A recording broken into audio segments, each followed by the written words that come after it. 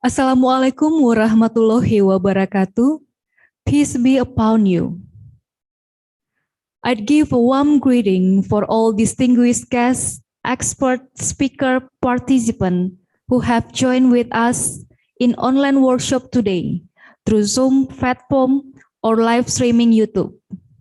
Welcome to the second day of CORDEX Southeast Asia Outreach and Capacity Building Workshop, jointly organized by the Indonesian Agency for Meteorology, Climatology, and Geophysics (BMKG), Ramkam Hayeng University Center of Regional Climate Change and Renewable Energy, and Department of Earth Science and Environment, the National University of Malaysia, and the CORDEX Office. The main purpose of this workshop is to raise awareness on CORDEX Southeast Asia regional climate downscaling activities, available climate projection data, as well as some example of data application in some countries within the region to ensure greater accessibility and usability of data and information. Before we start, I'd like to remind the rules of this workshop. First, participants are required to rename their idea in Zoom platform using clear name and institution. For example, Linda_BMKG. Second, participants are expected to mute their microphone during the workshop, except when requested. Third, certificates will be given to participants who take part from the beginning until the end of the workshop.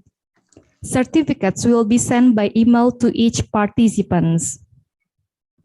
Fourth, the link of attendance list will be provided towards the end of the event and will be closed 15 minutes after the workshop. Fifth, question in the chat column can be submitted with the following information such as name, institution, intended research person, and content of question. Distinguished guests, participants, ladies and gentlemen, we are going to continue to our session of the workshop with the topic of national assessment, impact study, and application. This session will be chaired by Dr. Fei Cruz and Dr. Chung Jing Siang as the moderator for the presentation and discussion. Dr. Fei as a researcher in Manila Observatory, Philippines, and Dr. Chung as a lecturer in University Malaysia, Terengganu. Without further ado, I'd like to pass the microphone to Dr. Fei and Dr. Chung to lead the next session. To Dr. Fei and Dr. Chung, the time is yours. Thank you very much. This afternoon, we are very happy to have 13 speakers for our session. And just a reminder for our speakers that you will each have up to 15 minutes for the presentation. And for our participants, please feel free to put your questions in the chat box. If you could also indicate who you would like to ask the question to. And if there is time after the presentation, we will be asking those questions. But if not, we will also have a question and answer portion at the end of the presentations. And so without further ado, I would like to introduce our first speaker for this session. We will have Mr. Kien Trong of Imhen, Vietnam, who will be speaking about the updated national climate change and sea level rise scenarios for Vietnam 2020. So, Mr. Trong, the floor is yours. Okay, good afternoon, good day, everyone. Thank you, Dr. Frey, chair today. Yeah, let me share my screen.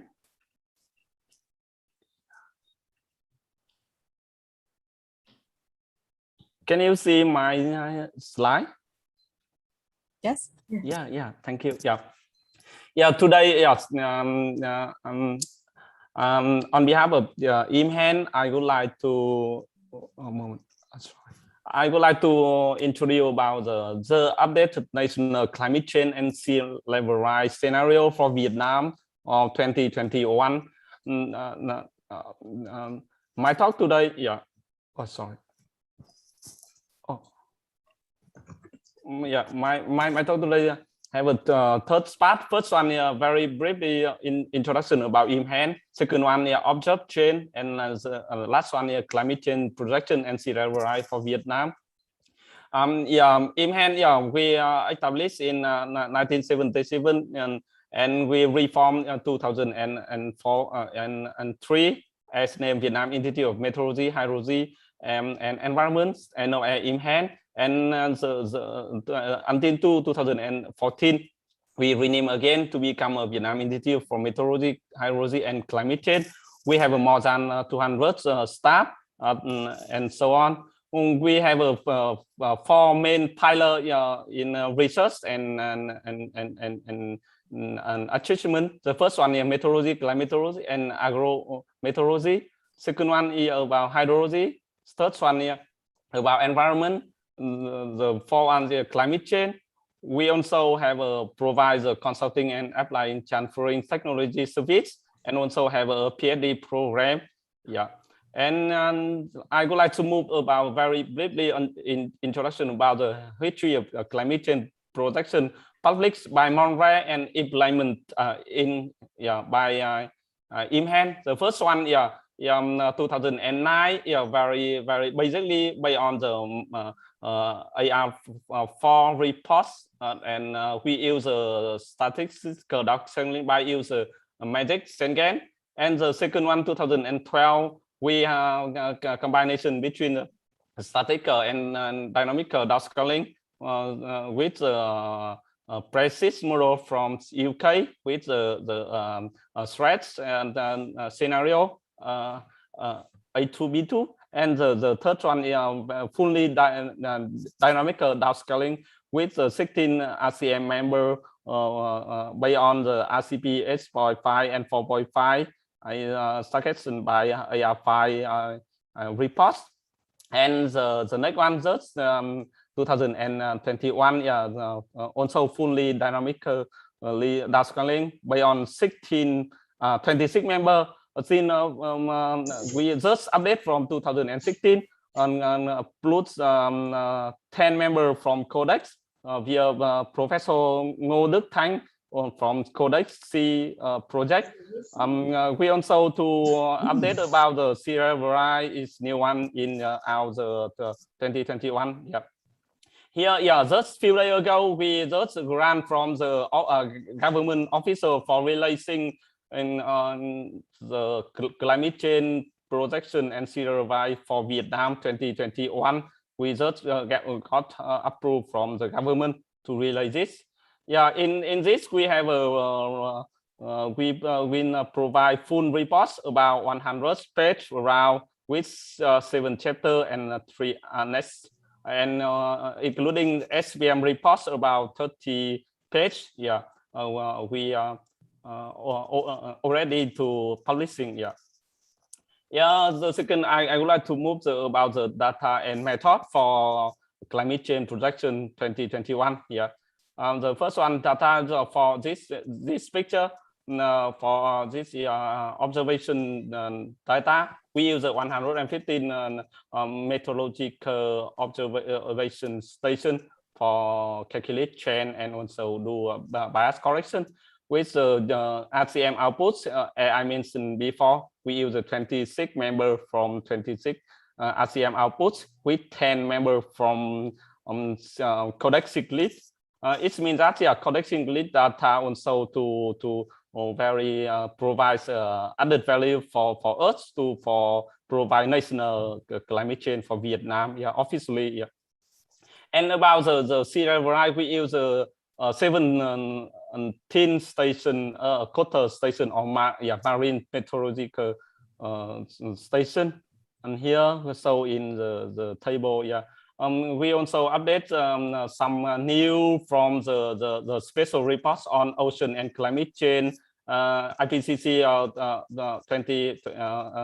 2019. Yeah, about the only updates about the Antarctic glacier composition in for south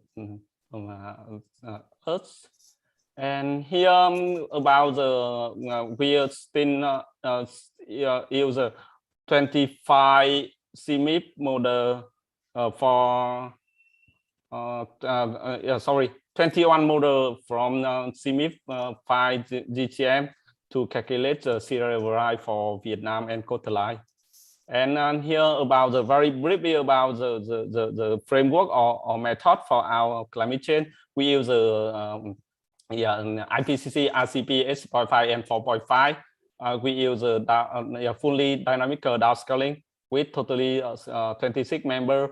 And after that, we use apply the bias correction. As Dr. Liu yesterday also introduction about the bias correction, quantile mapping or something like this.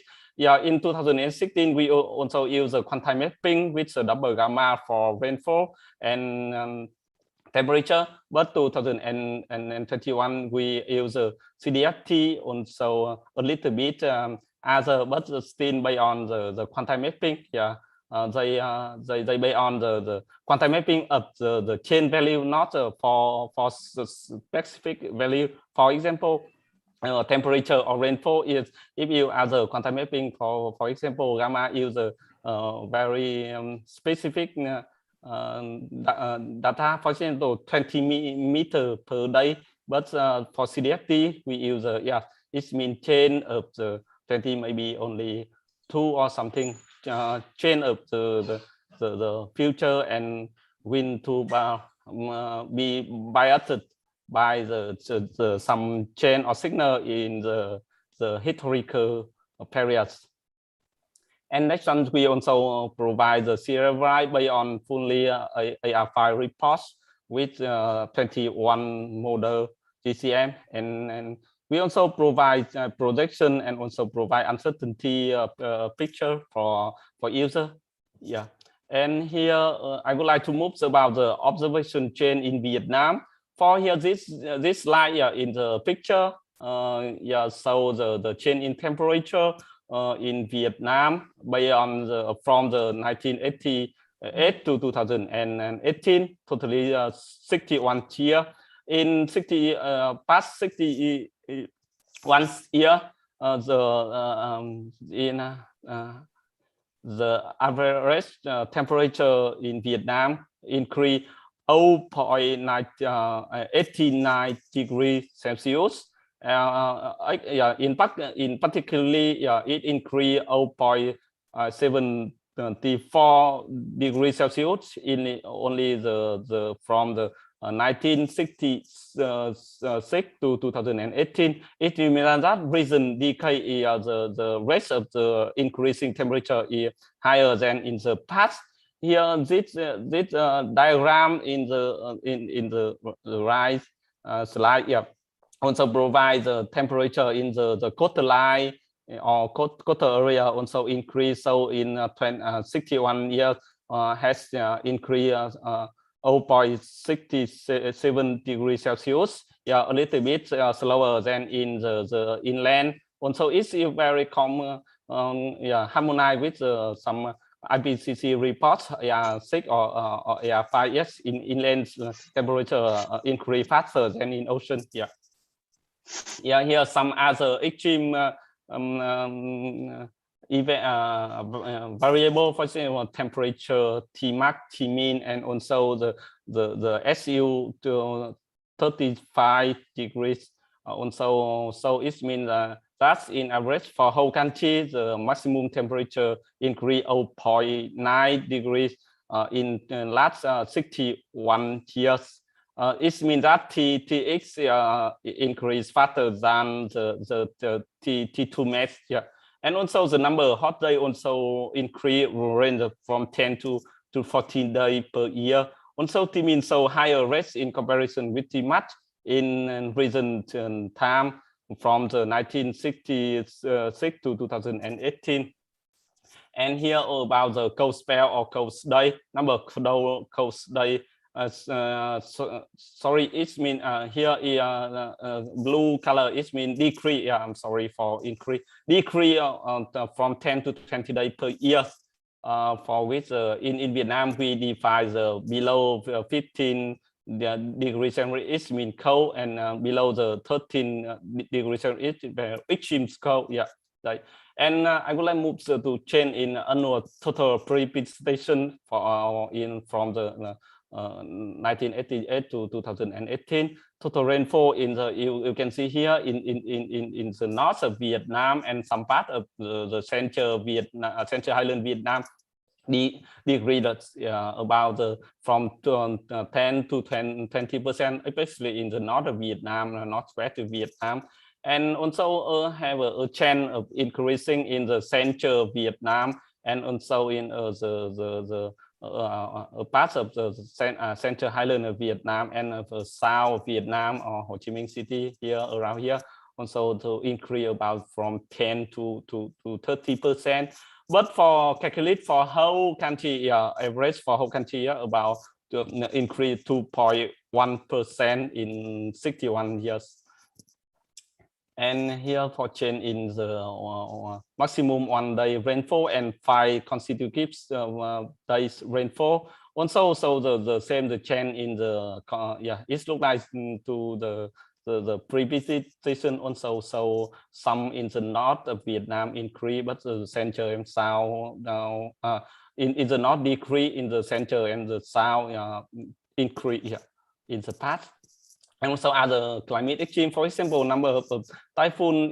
Here you can see that very slightly in the East Sea Vietnam as known as the Out Sea. The number of TC slightly decrease, but the number of strong typhoon increase, and also the typhoon season tend to last longer, and typhoon track have a southward trend, a little bit. In the past, very rare to have a TC to hit to Ho Chi Minh City, but recent year also have some TC to hit nearby the Ho Chi Minh City in the South Vietnam. And also here I would like to move the sea level rise from the observed data to last decades. The sea level rise to uptrend to 2.7 millimeters per year. But that's from the observation data, but from the satellite data estimates from satellite also a little bit higher, increase 4.12 millimeters per year.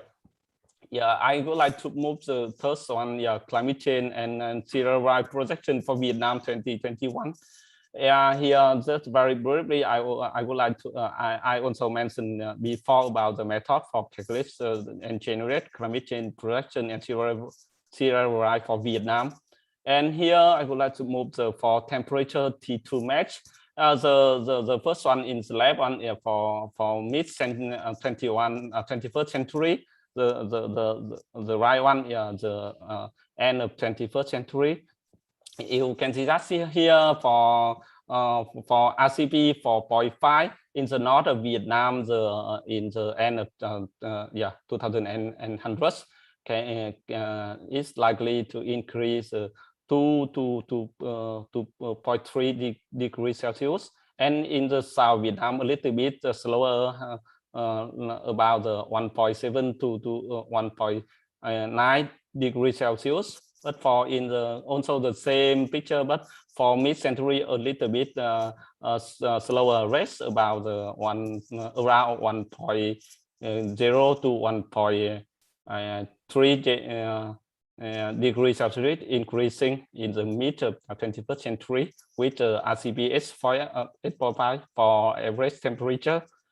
And also for here, for RCPS 0.5, the same trend, but you can see the extreme picture also here by the end of 21st century. The temperature in the north of Vietnam can exert to 3.3 to 4.0 degrees Celsius, increasing. In the South Vietnam a little bit slower, but still keep from 3 to 3.5 degrees Celsius. Very extreme situation for Vietnam. In the end of 21st century with the RCPS 0.5.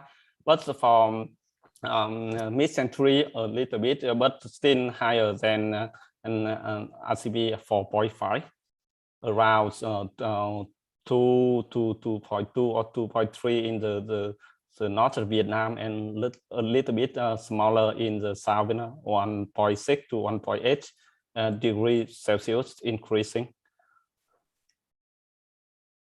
Also about the TMAC, also the similar trend to average temperature. Also, so the you can see that here for the end of 21st century, for RCBS 0.5 can exert 4.7 degree in the north and 3.7 in the south Vietnam. Very, very extreme. It means that in future we have a hotter and hotter weather, especially with the maximum temperature. So about the T-mean, also the rate is also higher than the average temperature, but in the it means that in the mid 21st century to each half of 21st the second half of 21st century, maybe in the north of Vietnam we have not have a full winter season. Only maybe become only have a 2 season or only 1 season. Is a hot season and hotter season. There are no cold season or winter season anymore. And about the projection about for rainfall, total rainfall in Vietnam for this year for RCP 4.5. For mid 21st century, about increasing for whole country, in the northwest and south Vietnam, a little bit higher than other region. It will likely to increase from 5 to 20% in the late 21st century. Also similar to Chen, but also higher in the rest. Can exert from 5 to 25%.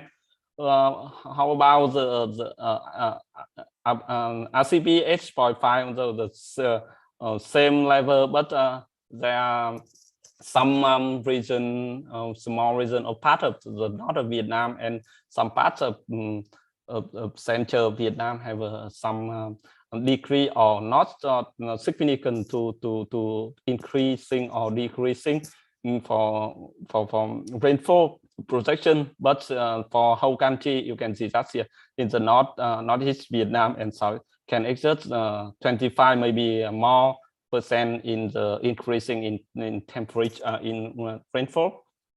And about the 1 day maximum 1 day rainfall, also the same trend, but the you can see higher rates can exert. For example, RCBS 4.5 can exert in the later 21st century can exert 80%. Meanwhile, RCBS 4.5 in late 21st can exert maximum 60%. It means double time compared to the total rainfall. And about the 5 days consecutive maximum rainfall, also have other picture around from the for mid 21st century, from 10 to 40% for RCBS 0.5 and from 20 to 40% for RCB 4.5. And about drop, as we also calculate drop number of months based on the drop month based on SPI index. The Mr. Nguyễn Ngọc Vĩnh Phương also introduced yesterday. We also count about the number of drop month projected. You can see here for RCBS 0.5 and here for 4.5 and 8.5 at the end of 21st century. You can see that with RCB 4.5 number drop money project increase in the north in the north central and in highland of Vietnam, and other region decrease. You can see yes, in north of Vietnam and south. And for RCB 8.5 number drop money project increase in the north of Vietnam. You can see yes, it as a picture in the late 21st century. And also some other project decrease, you can see here. And about the sea level rise scenario, Yeah, we also by on the update the information from strokes, IPC stroke 2819, and you know for in stroke reports only there are some estimate serial variety to 2000 84 for Vietnam. Yeah, but in AR5 only 77 centimeters. Yeah, here for sea level rise scenario for Vietnam. Yeah, for here picture, yeah, so yeah, for some for each Vietnam Sea, it's go in Vietnam we call Biển Đông. We also divide by the 10 H and marine region along Vietnam coastline. Yeah, here for which for each sea Vietnam. For example, you can see here to 2015. And the serial right for each sea can with the RCBS for can exert 28 centimeters. Yeah, it's come from a range of 20 to 37, and by the end of 21st century can exert average 77 centimeters. It can maximum can exert 160 centimeters. What about the for in coastal region for Vietnam a little bit yeah, smaller, but it have a meaning for added value for us because to have a solution or adaptation or mitigation.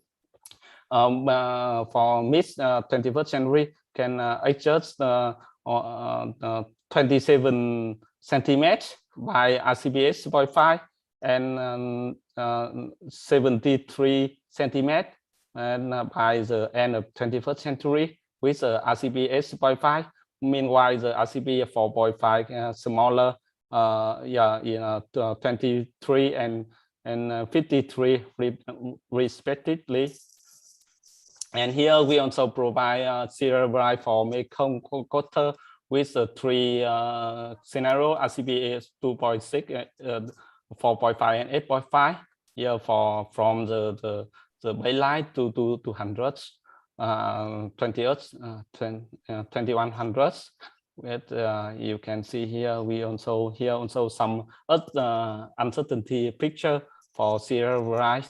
And here we also in the climate change and serial variety 2020 21, yeah, so provide inundation risk map here for whole Vietnam coastline. Here you can see here in Vietnam, and also provide some very important reason for Red River or not Delta and the Mekong Delta by the Mekong River Delta. And here for Red River Delta or not Vietnam Delta also provide some, for example, totally in the 21st and 21st and we are in the Red River Delta can have a swing of 30%. Yeah.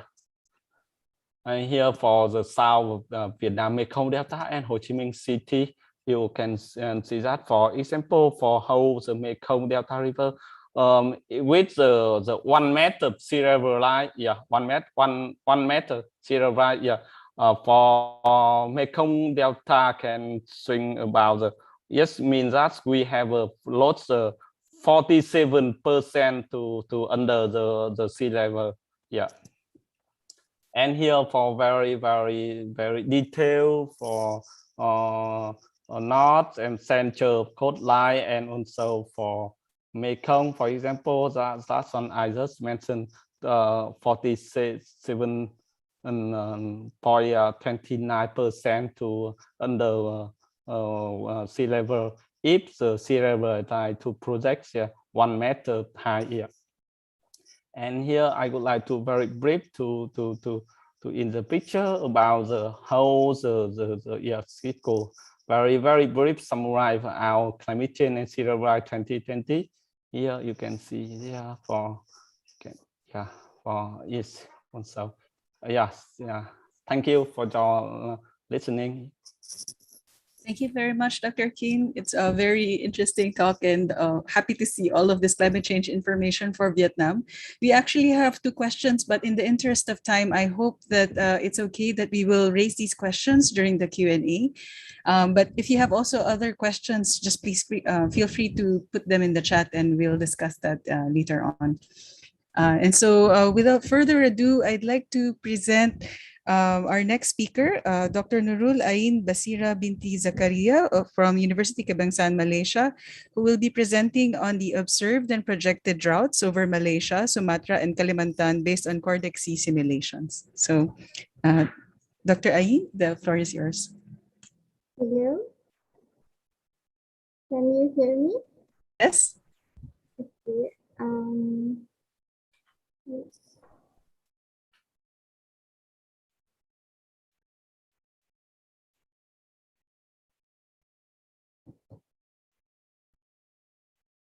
Okay. Thank you, Dr. Faye. Good day, everyone. I am Nurul Ain, and I am going to present the observed and projected droughts over Malaysia, Sumatra, and Kalimantan based on CORDEX simulation. So my presentation consists of the introduction, data and method, results, and also the conclusion. So as we all know, drought over Indonesian region of Sumatra and Kalimantan can be important phenomena for Malaysia due to forest fires and transboundary haze. And the prolonged dry period over Malaysia and Indonesia are often associated with El Nino. Thus, how drought in future periods, especially the effect of climate change on drought over this region, is of interest. So based on CORDEX Southeast Asia projection, there is tendency for Indonesia and Malaysia region to become drier in future periods. So this presentation provides some preliminary results on future drought based on CORDEX Southeast Asia projection. For the data and method, in this study, we use the standardized precipitation index, where we calculate the gamma parameter for future periods based on the historical period. So we're focusing on the SPI6, where the drought event is decomposed into 4 features, namely the frequency, duration, severity, and phase. So based on the figure, the frequency is the number of drought events, and the drought duration is the number of months of uninterrupted negative SPI, and severity of drought is the aggregation of drought intensity of a drought event, and the last one is the drought peak, which is the maximum drought intensity of a specific drought event. So we use the example of GPCC and CRU as the observed data and 5 models, including the ensemble of 25 kilometers of CORDEX simulations, including the RCP 4.5 and under RCP 8.5.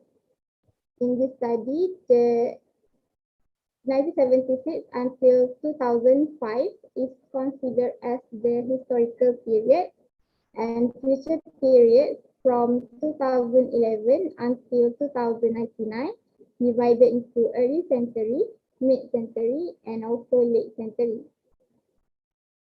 In addition, we also use the empirical orthogonal function analysis on observed and modeled LCI to understand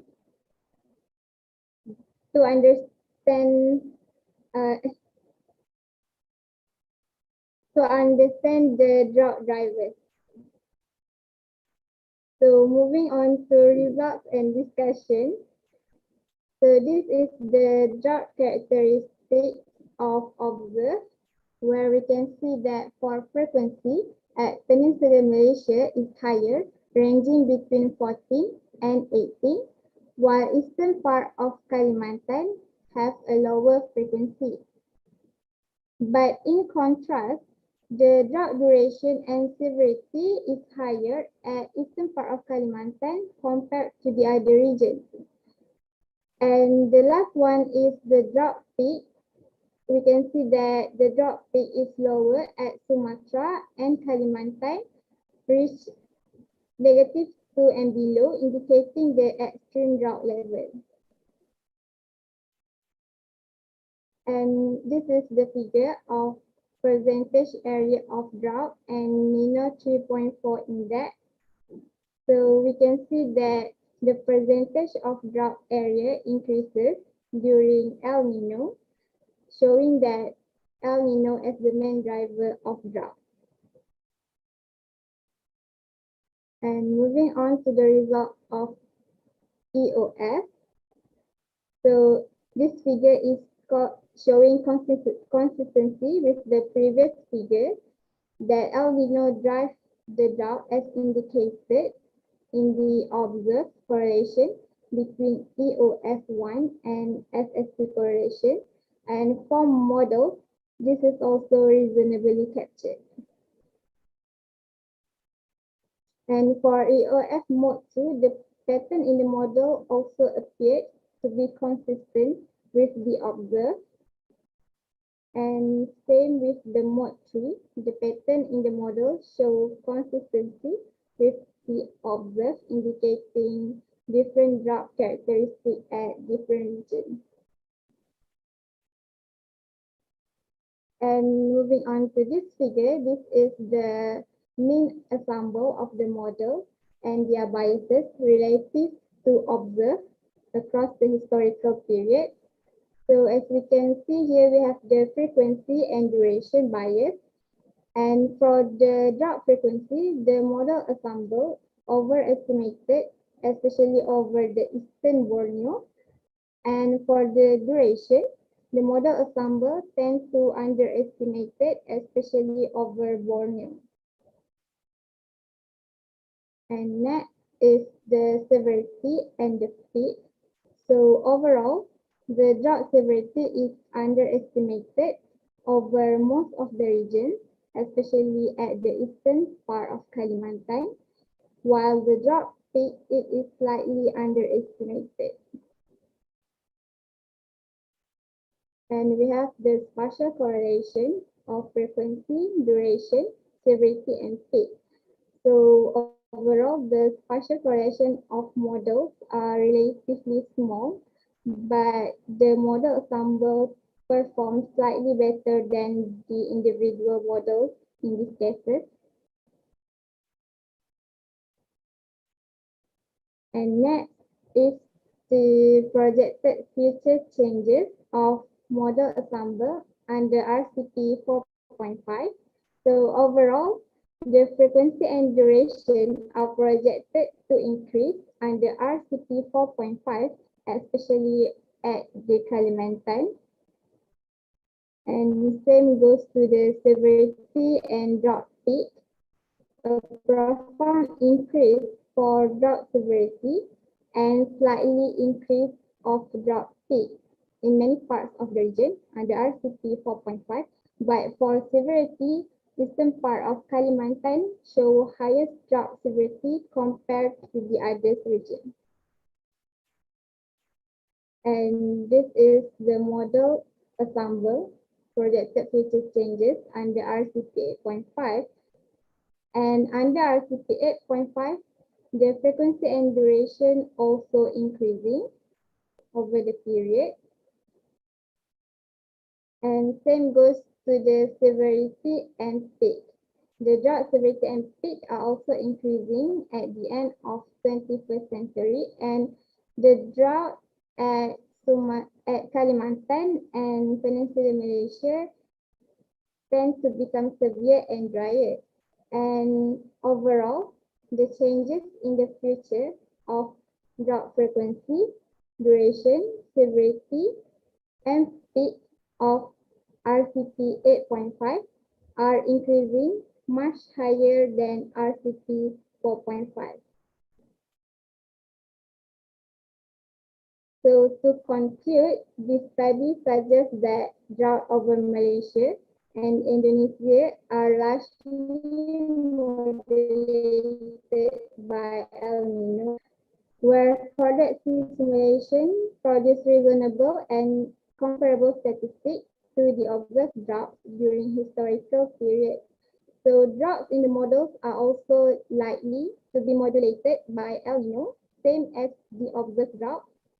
And generally, based on CORDEX simulations, future drought over Malaysia, Indonesian region of Sumatra and Kalimantan are projected to be more frequent and intensified in RCP 8.5 than RCP 4.5, consistent with the Paris CBD.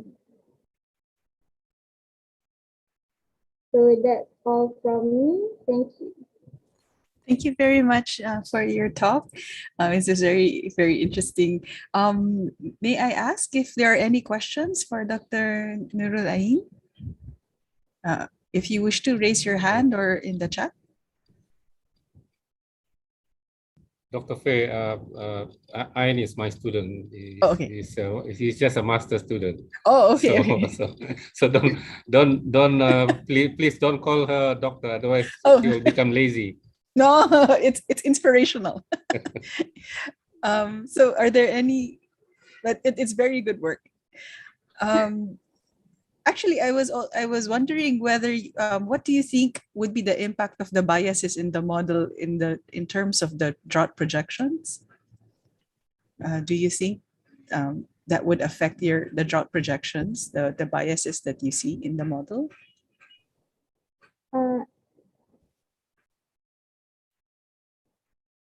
I can hear you.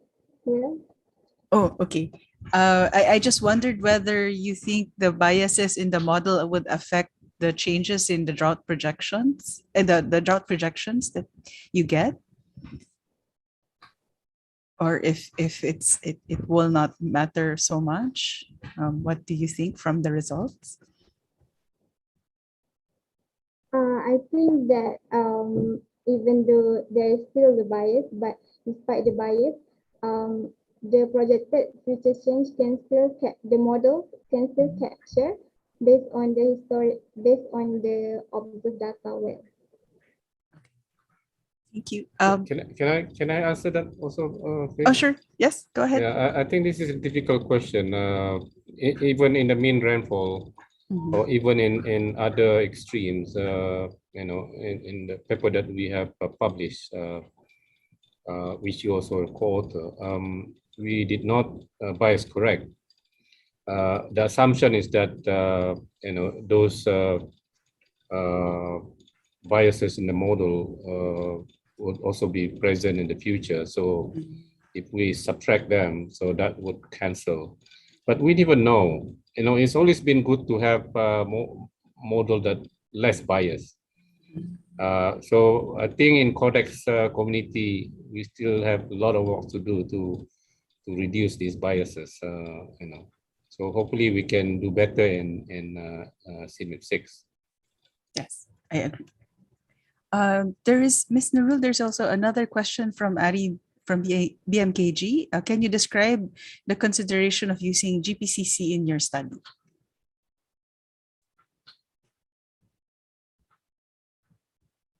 I guess the question is, why did you choose GPCC?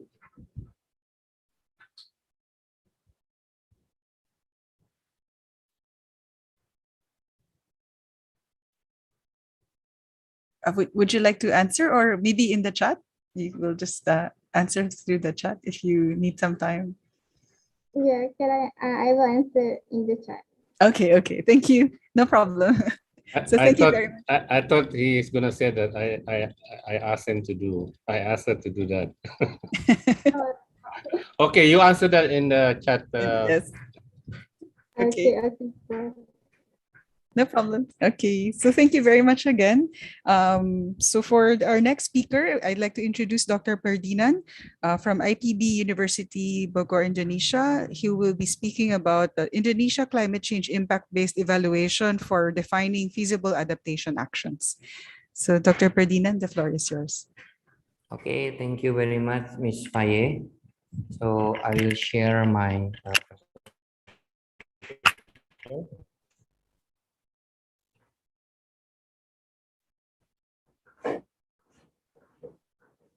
if I'm understanding, my time is about 15 minutes, yeah. Yes. Okay. So I will share my presentation about uh, climate change impact-based evaluation, defining visible adaptation Asian case in Indonesia. So I'm started with the impact assessment of climate change over the country. As you see, this is from Indonesian Climate Outlook. The impact is evidence in many sectors: corn supply, land, coastline, erosion, mangrove habitat, cooling system. You can see there. So because of the impact, so Indonesian thinking how we can have pathways on adaptation. So we have climate change hotspot, we have the region with climate change hotspot means the impact of climate change at specific regions and how it affected the region for specific sectors, whether it's food, water, and etc. So we can have potential affected region as sectors to climate change, to which we can prioritize the region and sectoral intervention. So how we do this, we divided the sectors into food, water, energy, and environmental health. Uh, there is also disaster ecosystem and socioeconomic vulnerability. Uh, this will provide the end result of potential affected region, priority region, and so on and so forth. So the regional pathway is focused on priority areas to implement adaptation action based on several basic necessities. So indeed, we want to look at to evaluate how the climate change infected different sectors, food, water, energy, and then what we can do to address those issues.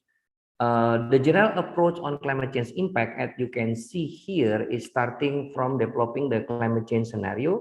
We have multiple future greenhouse gas concentration and run by GCM, and then we do the downscaling. I believe like the CORDEX, for example, is doing the multiple downscaling, and we can have the projected climate change is coming to the impact models like hydrology model, agriculture model, ecology model. So we can look at how the climate change will impact different sectors. The main issue is cost resolution of global climate model may not be sufficient for climate impact assessment. That's why we need the downscaling. So indeed, the CORDEX output can be filled in for the impact assessment so we can have a better understanding about what's going on in our areas. So in the downscaling approach actually can be run through RCM. I think CORDEX is this one, this approach. Can also using the local station, linking the global climate model output with the station, so we can have local climate change scenario, and we can have this regional climate change scenario. This is just the different scaling approach. What we are using now is using the output of world climate. So this is the first part, how we do the impact assessment on food supply. I just provide you with some examples, yeah, not all because the time is very limited. It's only about 15 minutes.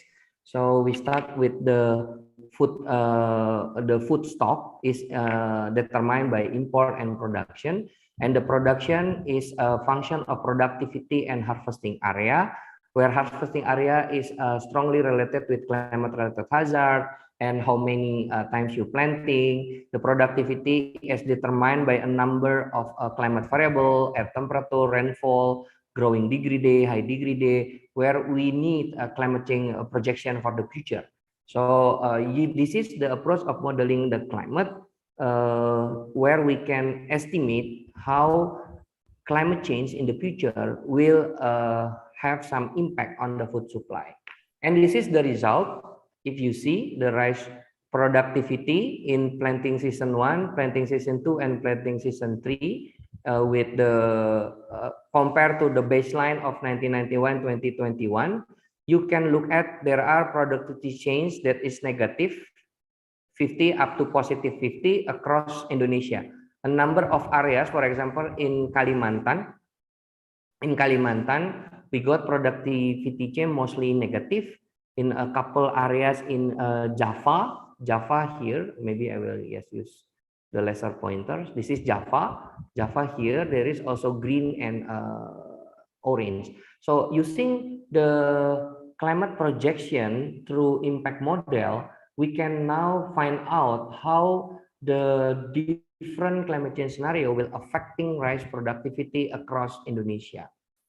The second one we did for a water supply. This is the way we do it. The model is we use the concept of water balance, where the available of water during dry season and total rainy season, we look at the agricultural water needs, domestic water needs, and industrial water. So in principle is how many water we get from the rainfall, and then how much water we need for different purposes.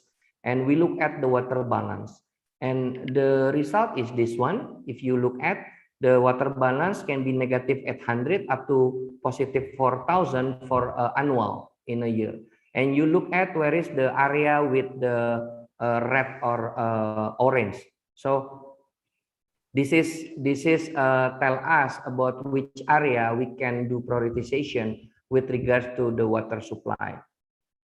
So learning from the impact, we also did for energy, health, and others. Because of the time is very limited, so I'm just using those two as example. Learning from the impact for food, water, and etc. We scrutinize or we make a very detailed on specific intervention for agriculture, aquaculture, and nutrition. That is target for food. For water, the target is water supply and water demand, and then the rest you can look at in this slide.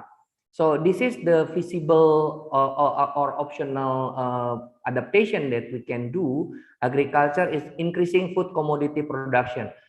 Then we make a more detail how you increase the food commodity production, whether or not you let's say using more production input, or you using high variety, superior variety, and so on and so forth. Intensifying food-centered growing areas, protein intake from vegetation and animal fisheries. This is what we call strategies. So from these strategies, then we can create more detailed action. For water supply, we have expanding water storage capacity. This is as the strategy, and how we expand the water storage capacity. Maybe they will build a water reservoir, harvesting water, etc., etc. There is also strategy on climate proof for water building infrastructure and expanding water distribution network or water hub. So based on this, we can have much more detail. For energy, health, and the others, disaster management, we also make a more specific strategy. Electricity generator, renewable energy, and climate proof infrastructure, investing on climate resources, wind, solar radiation, rainfall, geothermal, for electricity generator, and seizing opportunity for green job related to climate risk. For the impact assessment for energy, by looking at how many more energy required. As you know, the temperature increase will also increase the energy demand. So that's the way we try to look at this analysis. For health, also some strategy there, surveillance system, etc. I'm sorry I'm so quick. Maybe during the discussion we can make a much more detail. So we also look at the cross-cutting requirement, knowledge management sharing, community engagement, gender vulnerable group, and national defense or country territorial. This is something that the government need to look at, or we as a country need to look at, because of the climate change impact nationwide. So that is the main essence that we did the work for a national impact. So now I want to give some specific area. This is my latest work with APN, because I know this program also supported by APN. It just published Climate Smart Action or Sound Iklim for Smallholder Farmer in Subang District. This is the way we do for a specific area. So we have a crop model. The crop model is either aqua crop or desert. This crop model requires climate information and farming management to predict crop yield here, and we compare the crop yield with the observation. So learning from what's going on with the crop growth and development process, because it requires a crop input and also different climate change climate scenario, we then run training module with the farmers. So maybe just to make you the more detail. So this is the crop model that DESAT. So there is a daily climate data required, air temperature, rainfall, and solar radiation. So the CORDEX somehow can provide us with the future projection resulted from regional climate modeling on daily climate data. Because daily climate data required for crop model, air temperature, rainfall, solar radiation, etc. We also need soil condition, soil data set, and also information on farming practices, planting depth, row and spacing, and environmental fit. We simulate the crop growth development process using this data. And we try to develop this interface. You can go to this website, pdep.co, blah, blah, blah, FPN tools, where we can see how future climate, for example, this one, the future climate in 2030 run by CSIRO GCM model with no irrigation scenario, how it gonna be impacted the potential predicted yield. You can see on May, the predicted yield will be decreased severely in different 10 days period. So in a month, we divide it into 3 different days period. And this model can use projected climate change from the regional climate, such as maybe CORDEX output next time, to run how much the potential yield that can be received by farmers. So the farmers can do tactical management, what they need to do, whether or not they say they delay planting or they do earlier planting, and so on and etc. This is running at a specific site. So this is also another example for climate change impact assessment on agropolitan in Malang district. This is at the district level. This is my last example, utilization of climate change scenario. You see there is a district here and one sub-district, Poncokusumo, that I took as my examples. I run a drought model here to see, if you look at the index here from 0.35 to 0.85, is talking about which area requires more water, if you see the blue one, and which area will experience drought. This is the red one. And we already validate this with the district government, and they say this is what going on in the area. And then we use future projection using different global climate model, and we can see whether or not the drought area was expanded or not, and what we need to do. We then do further details on water availability for different sub-district. We call it kelurahan. If you can see here, the water availability, if the color is blue, dark, means they are adequate water, and if the color is light, it means there is not much water there. So we can also put some action. And this is my last slide.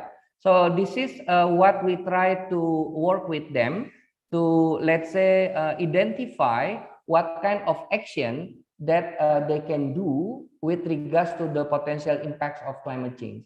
For example, in the Kelurahan Sumberjo, or I said you sub-district, intensification of agriculture, protection of assistance to farmers, land and water management, implementation of climate field school, climate smart agriculture, improvement of soil fertility, and agricultural tourism villages. The blue color, the text with blue color is the thing that I don't think is direct related with the climate.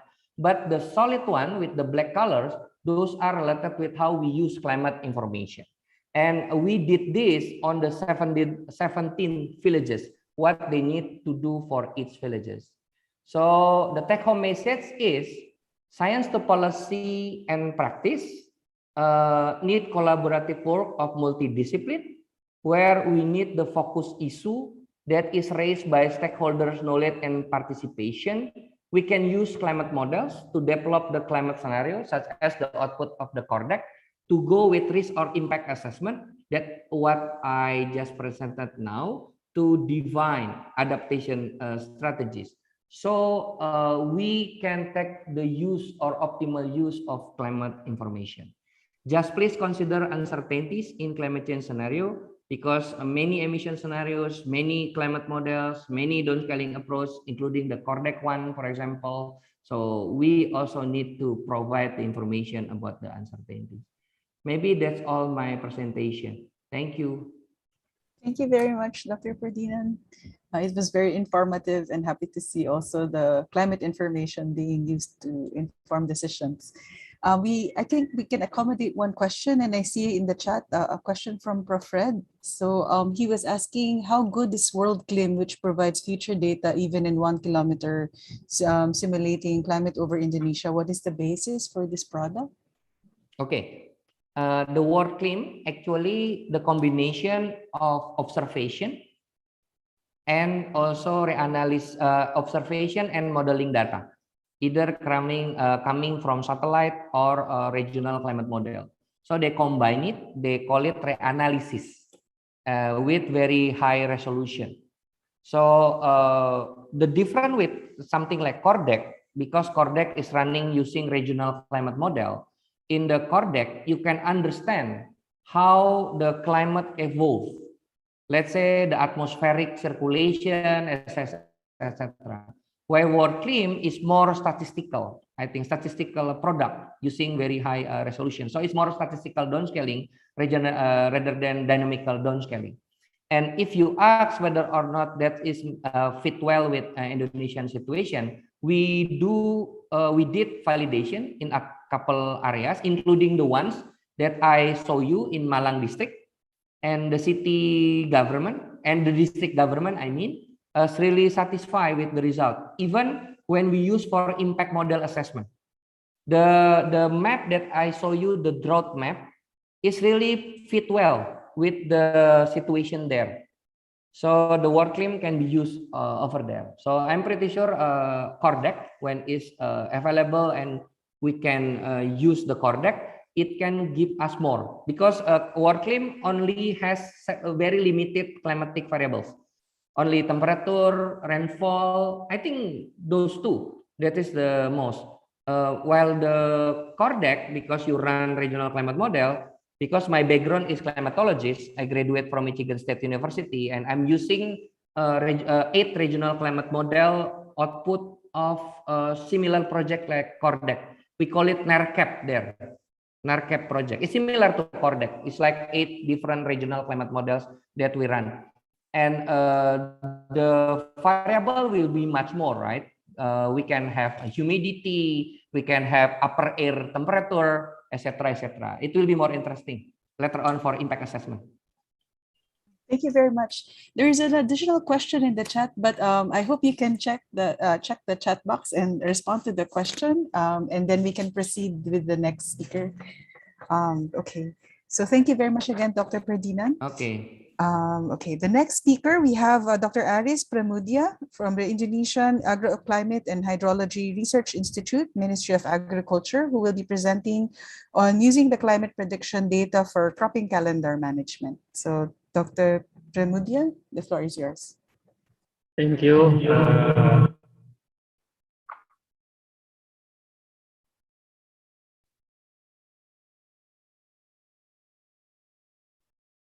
Oops, I think you need to unmute yourself.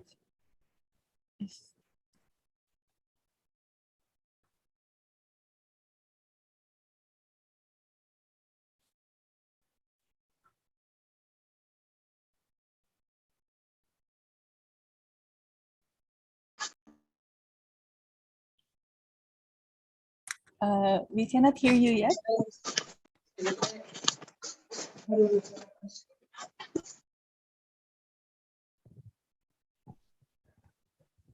Ms. Fayek can see our presentation. Yes. Okay. Go ahead. Thank you for our chance to share our experience in how to use the climate data in agriculture purposes. We are from Ministry of Agriculture. Will will present about the how we analyze the climate prediction data to design the cropping calendar and agriculture management.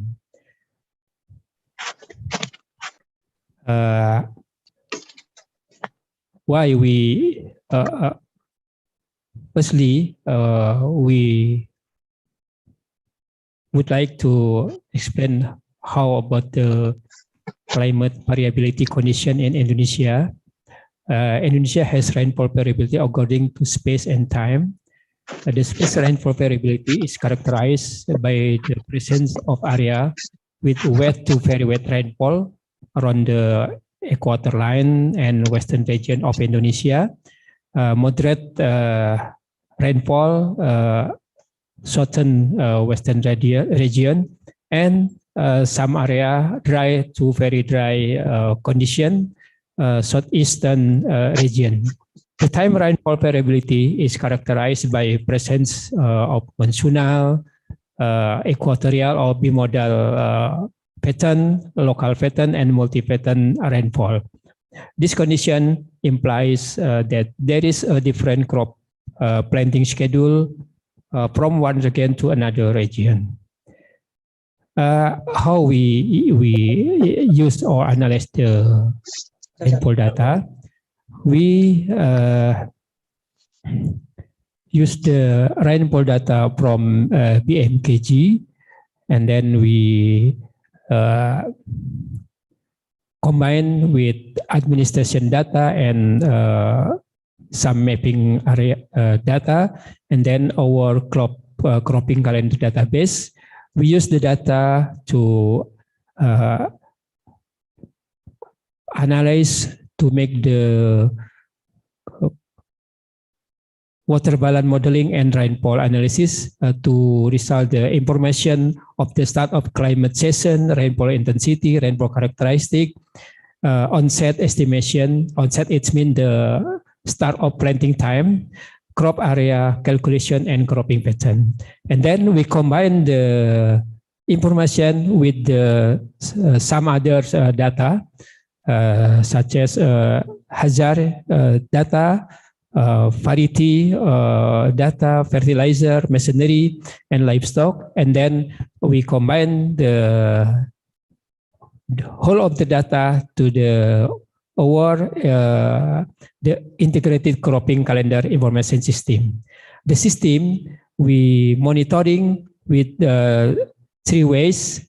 Firstly, with satellite data, we use the Sentinel-2 data, and then with crop modeling and some observation with our team in some area. And then this information can evaluate or monitoring the output of our information system before the user can use the information. The analysis of planting calendar and crop area in paddy field, we make approach for the time planting, consider to rainfall season prediction from BMKG, plant type, such as rain-fed paddy area, irrigated paddy area, coastal swamp area, and non-coastal swamp area. And then we use the water balance analysis for estimating the water availability and time planting. And then the historical data of crop planting time, the standing crop of paddy and on the field, and specific local wisdom we use for considering the estimate the cropping calendar. And then to estimate the potential crop area, we consider the historical data of crop planting area, official standard paddy area, and then rainfall characteristics such as above normal, normal, or below normal. This is other study about to explain how the climate data we use to know the increasing trend for paddy field in the Melayu in some years ago. back to our cropping calendar information system. What is the information system? This is only the guide or tool that provide technology information for food crop agriculture in Indonesia, as well as its monitoring system based on climate prediction condition and land typology. This information system start design as a planting calendar atlas in 2007. And then we start develop the information system as a base web-based information in 2011. The inventor institution is Agriculture Research and Development Agency, and then our partner institution is DG of Food Crop, Ministry of Agriculture, BMKG, supporting the data of climate prediction, and then from LAPAN, Institute of Aeronautical Indonesia, and then BPS and BIG. The cropping calendar system consists the two teams. We are the central team, and then we are supported by the provincial task force team in AIAT.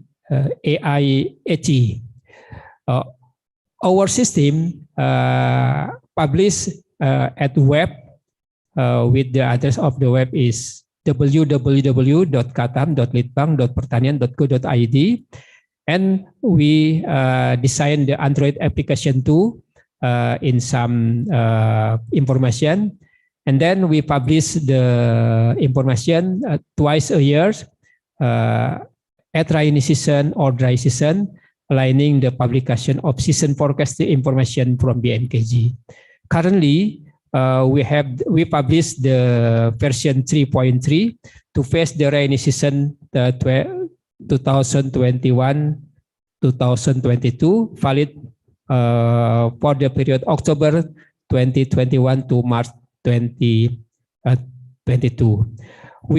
Our information provide for 34 provinces, 514 districts or cities, 7,240 sub-districts, or 83,820 villages.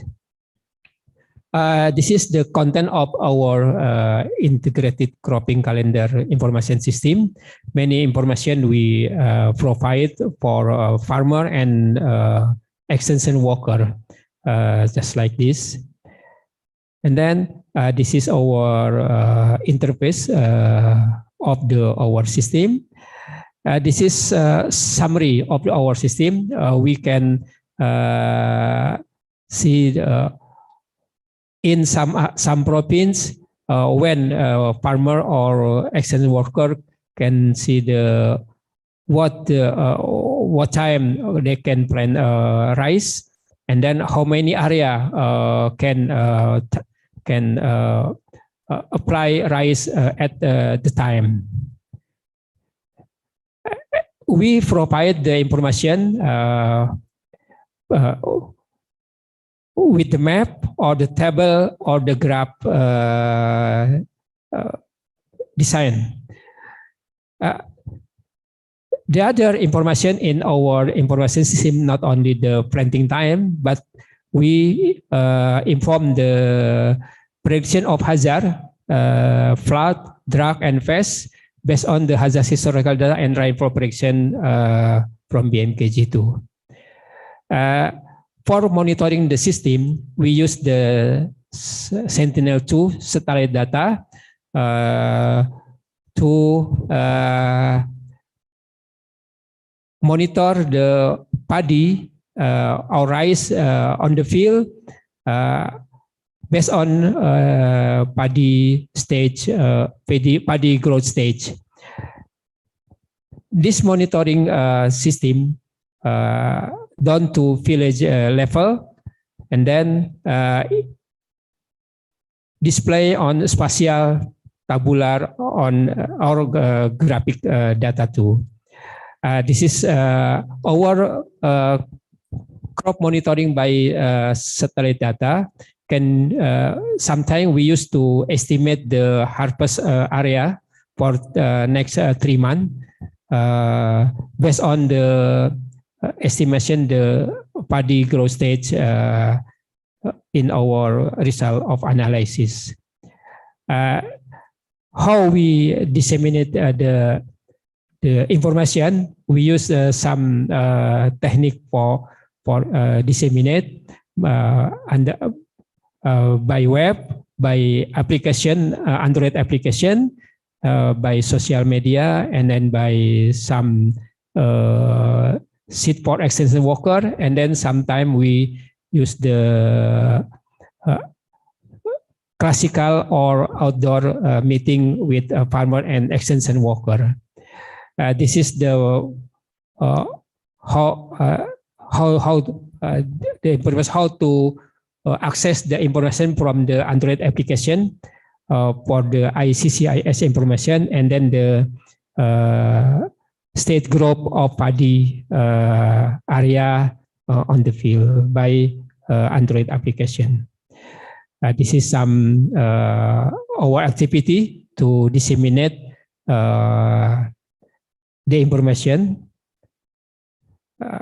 I think that's all our information to share our experience how to use the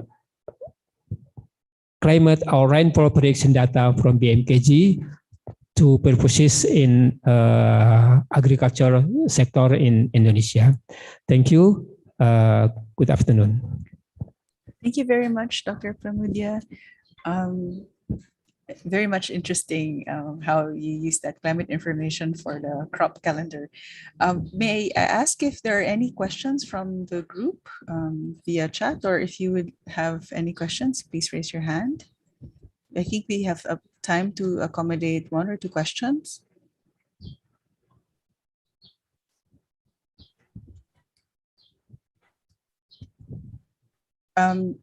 Perhaps I will ask just one question. How often do you update the information that is in the system, the climate prediction information?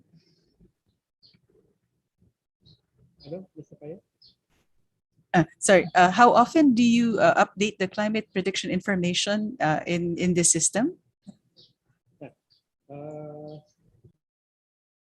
Actually, we update we just monitor the climate prediction data from KG every month. But in our monitoring, if the condition in every month is not different with the start issue when we use the data to analyze the cropping calendar, we not make the updating the cropping calendar information. But if we have, there is the very different condition in the 1, 2, or 3 months after we start analysis in yearly decision, we reanalysis the cropping calendar to update or to correct it, the different information before the yearly season. Thank you very much. Yeah, you're welcome. Okay, if there are no other questions, thank you very much again, Dr. Pramudia, for the talk. You're welcome, Ms. Faye. So for our next speaker, I wish to welcome Dr. Medrilzam from the Ministry of National Planning of Indonesia, who will be talking about the Indonesia National Action Plan for Climate Change Adaptation. So Professor Medrilzam, the floor is yours. Hi, good morning. Good afternoon, everyone. My name is Dini, actually. I'm representing Dr. Medrilzam. My name is Dini. And I think Pak Emot, can you present the presentation? Okay. Okay. Today I'm going to present about how we use climate analysis and projection data and information to develop Indonesia climate resilience development policy as a response to the climate, to the impact of the climate change. Next, Indonesia is the largest achievable country, yet vulnerable to the impact of climate change. It potentially disrupts the realization of national development stability in economy, social, and environment. Extreme weather has led to a series of disasters in Indonesia, drought which exacerbate land and forest fires, flood and landslide, and sea level rise that deliver water inland, causing higher tide and abrasion. Also, extreme wave height offshore and as shown in figure on the right side, the hydrometeorological disaster from 2010 to 2019 increase and is potentially even more intense in the future. Increasing the capability to adapt to the negative impact of climate change and increase climate resilience has been the global response to this changing climate. Are mentioned in the United Nations Framework Convention on Climate Change and the Paris Agreement.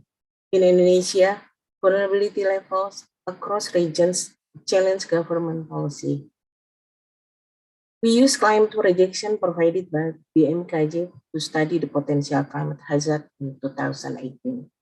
The Indonesia climate projection based on the RCP 4.5 scenario shows that the temperature increase will reach 1.5 degrees Celsius in 2100.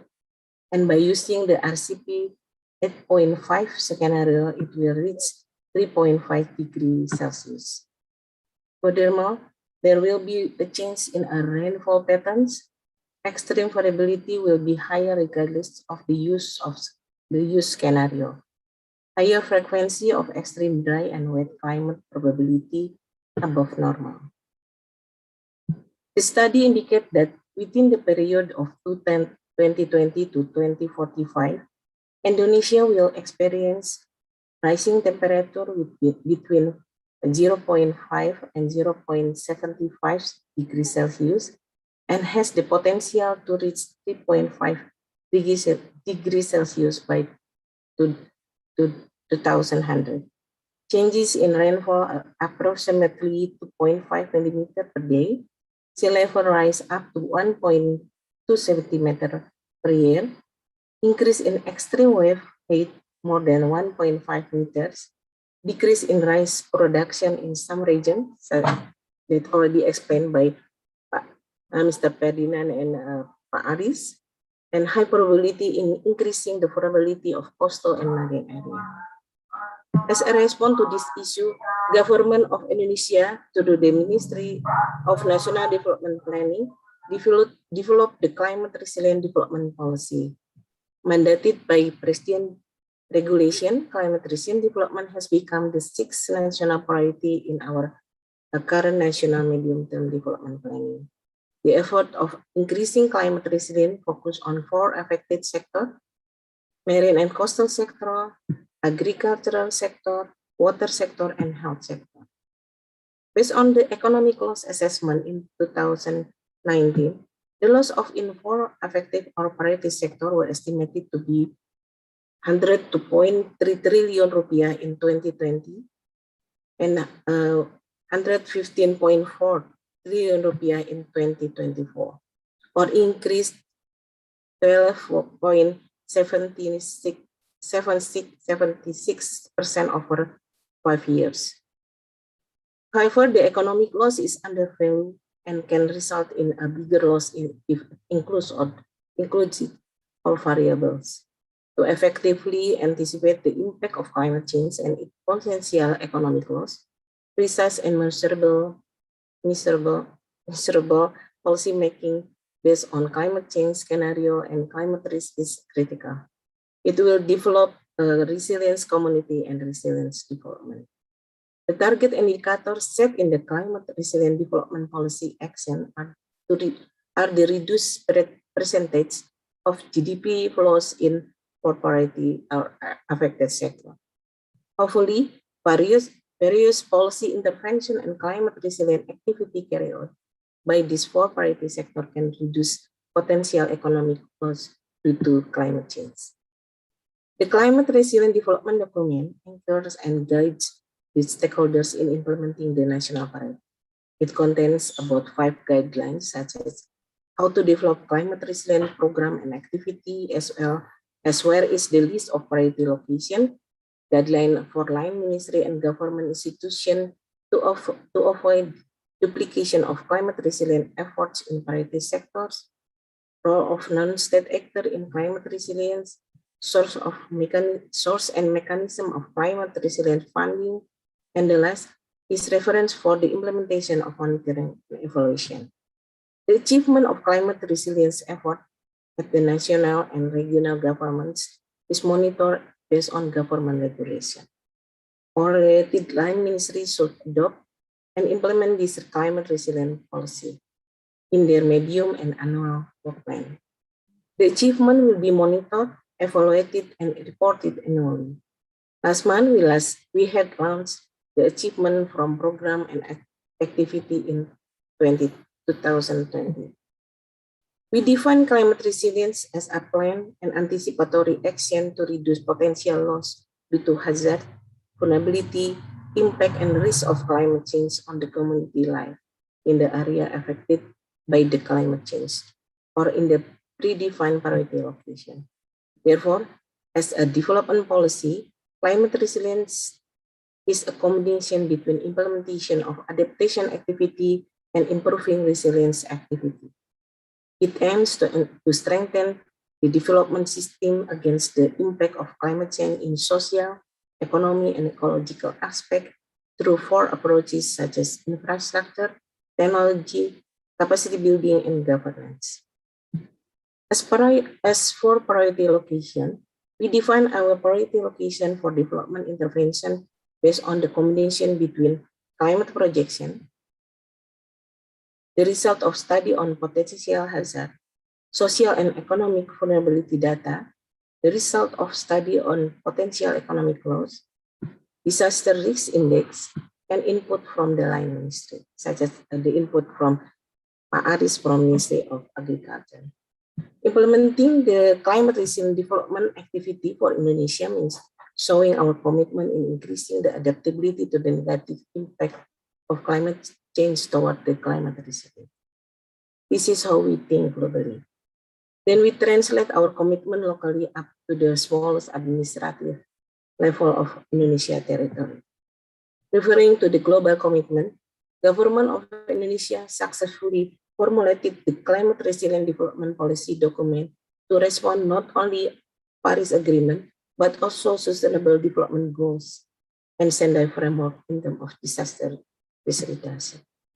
Moreover, it became one of the guidance to formulate more local and characterized policy at subnational level by understanding the localized climate condition and hazard, as well as formulating the proper intervention to reduce vulnerability and strengthen the adaptive capacity. To make sure this will well implemented, I personally would highlight the keywords: harmonization and synchronization of climate resilience development between national development planning policy and local development planning policy are critically required. The issue of climate change is an issue that is closely related to development. There is a strong correlation between massive development and the occurrence of the phenomenon of climate change. Responding to this, where climate change has occurred and is projected to have a greater impact in the future, a paradigm shift in the development process is needed. That is why the Ministry of National Development Planning, as the institution responsible for aspect of national development planning, initiate the climate resilient development policy, which is a combination of adaptation effort and resilient enhancement to strengthen the development system. In order to achieve national resilience in these three aspects of social, economic, and ecological aspect, an active role is necessary from all parties, both at the national and local level. Climate resilient development is a breakthrough that doesn't only focus on climate change adaptation, but also in the context of strengthening economic, social, and ecological resilience. According to the result of monitoring, evaluation, and reporting, climate resilient investment in 2020 driven significant contribution in reducing economic loss due to the climate hijack. Contribution from all parties need to be increased in the implementation of the climate resilient development policy, also strategy support for the government of Indonesia. I think that is all for me, and I thank you. Thank you very much, Dr. Prativi, for the presentation, for the very good presentation. We have a time for a few questions. So I see here a question from Professor Fred in the chat. A comprehensive plan. Do you think high-resolution climate projection like those of CORDEX Southeast Asia would be useful? Future work of CORDEX Southeast Asia for updating the products with newer models would be useful for Indonesia? Okay. I think I will directly reply. Of course, sorry, I can read it. Of course, I think for Professor Rede, I think the question. Of course, the will be helpful for us to more understand the localized, more detailed information about the local. I mean, the local climate in our countries. And I think it will also help us to revise or to improve our planning and policy. We also have another question from Dr. Ari. The number of climate-related hazard map is interesting as it is started with quite high number of hazards and going down before increasing again in the last years. I was wondering if data available. If there's data available, is there any possibility the number of hydrometeorological hazards was quite high in the previous data year you showed before 2010? I think the BNPB, another institution, produced the data about the number of hydrometeorological hazard, and I believe so. I think because I believe I think maybe in the previous year there were more than that. We just using the data produced by other institutions. That's all. Thank you very much. Thank you very much again. Welcome, Dr. Prativi. So, okay, now we proceed with our next speaker, Professor Dr. Norfazila Ahmad. Sorry, I hope I pronounced that correctly. From the Faculty of Medicine, University Kebangsaan Malaysia, who will be talking about climate change and health, utilizing meteorological data and CORDEX Southeast Asia projection. So, Professor Ahmad, the floor is yours. Thank you, Madam Chairman. Please allow me to share my slide. Okay, can you see my slide? Okay. Good afternoon and good day to everyone. I'm Fazila from the Department of Community Health, Faculty of Medicine, UKM. Greetings from Kuala Lumpur. We're having heavy rain at the moment, but the titles given to me is Climate Change and Health, Utilizing Meteorological Data and CORDEX Southeast Asia Projection. This will be the outline of my talk, how environment impact health, climate change and health, examples of climate models and health, and what is Malaysia experience in using meteorological and CORDEX Asia projection data. So the first one is how environment impact health. So if looking at WHO report that almost 25% of global death is linked with environment, and most of it occurs in Southeast Asia region. And what is environment? How does it link to health? or how does it affect us? It can be through air pollution, inadequate water, sanitation, chemicals, and our topic today, of course, our focus is climate change. And how does climate change impact health? It is about risk. Risk is a function of hazard, which is our climate change with the pathway. So there's a lot of pathway that can lead to risk, health risks, such as extreme weathers, heat stress, air quality. Also, there's interaction with vulnerability factors and health system capacity and resilience itself. And examples of health risks will include injury, health-related illness, communicable diseases, non-communicable diseases, not forgetting mental and psychosocial health as well. So taking example of few of these health outcome or climate sensitive health risks, I would like to share experience from from other researchers using climate models and health into air pollution related mortality and health related illness. And just two examples of the use of climate models. Two studies from China.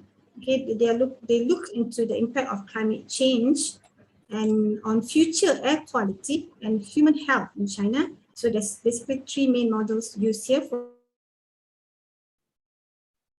future climate change is the North Carolina State University Modified Community Earth System Models and air quality using the WOF-CMAX, and human health is of course using epidemiological model.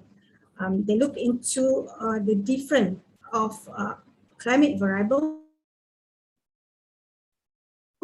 of year 2006 to 2010 with future under one pathway of 4.5, RCP 4.5, and the health outcome would be PM 2.5 or particulate matter 2.5 related mortality of 4 leading causes, including IHD, ischemic heart disease, stroke, COPD, and lung cancer, and ozone-related mortality. It's a big study, but one of the findings showed that they projected the extreme event in over East Asia of heat wave, heavy precipitation, atmospheric stagnation, and how does this relate to the climate-induced air pollution mortality. The most by mechanism, it was contributed mostly by atmospheric stagnation, the green one. Okay, and by cause, it induce or it elevate the ozone-related air pollution mortality, especially respiratory just now, and for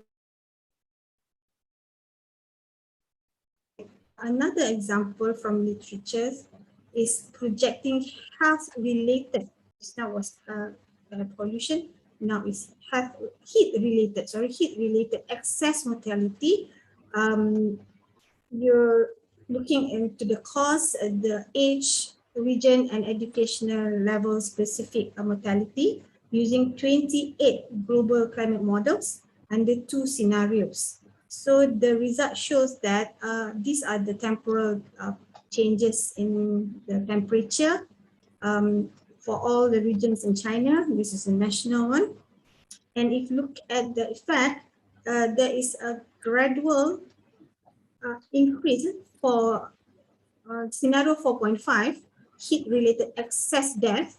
There's a gradual increase, but if it's under the 8.5 scenario, there's a drastic increase throughout the decades, especially in the eastern, central, and southern region.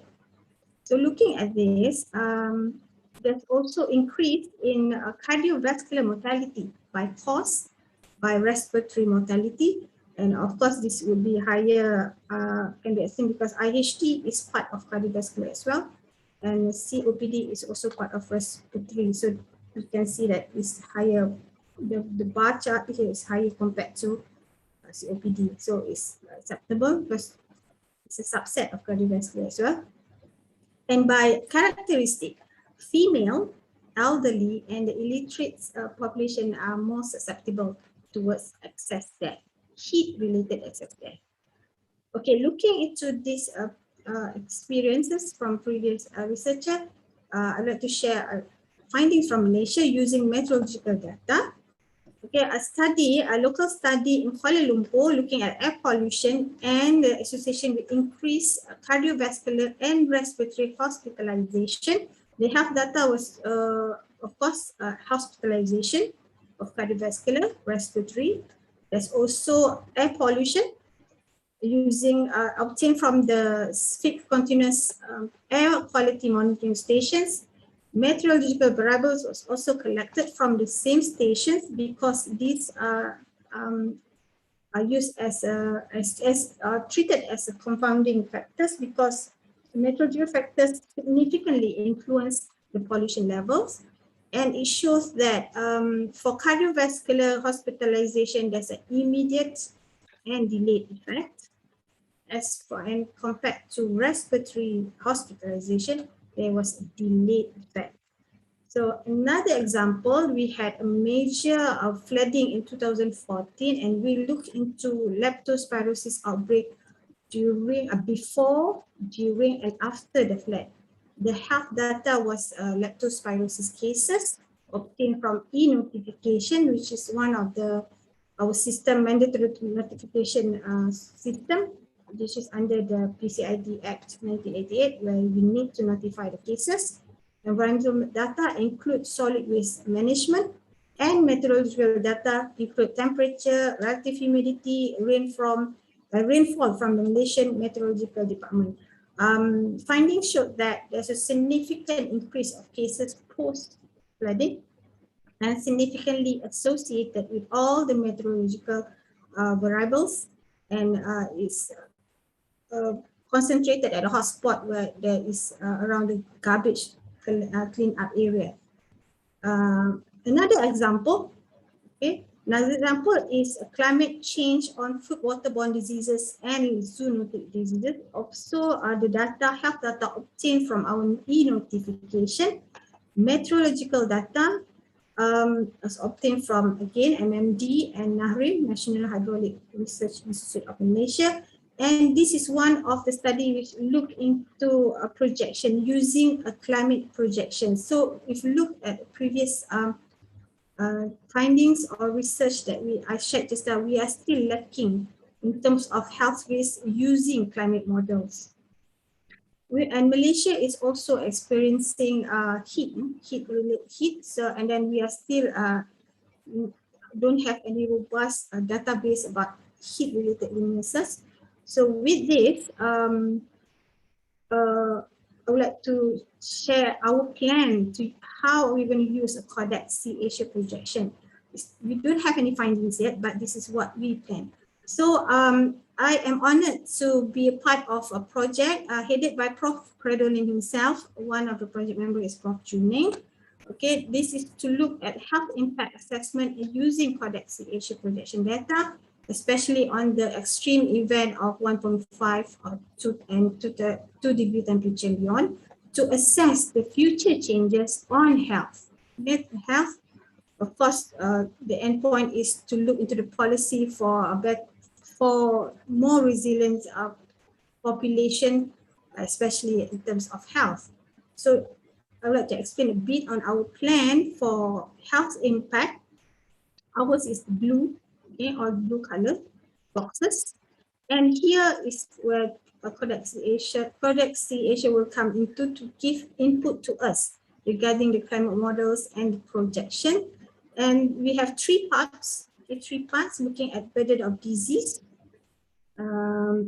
especially on mortality and non-communicable diseases. And of course, this is related to air pollution burden of disease. So there will also be air quality model. One of our team members is working on this, and the air quality model first, right? Because we need this first before we can proceed with the burden of disease.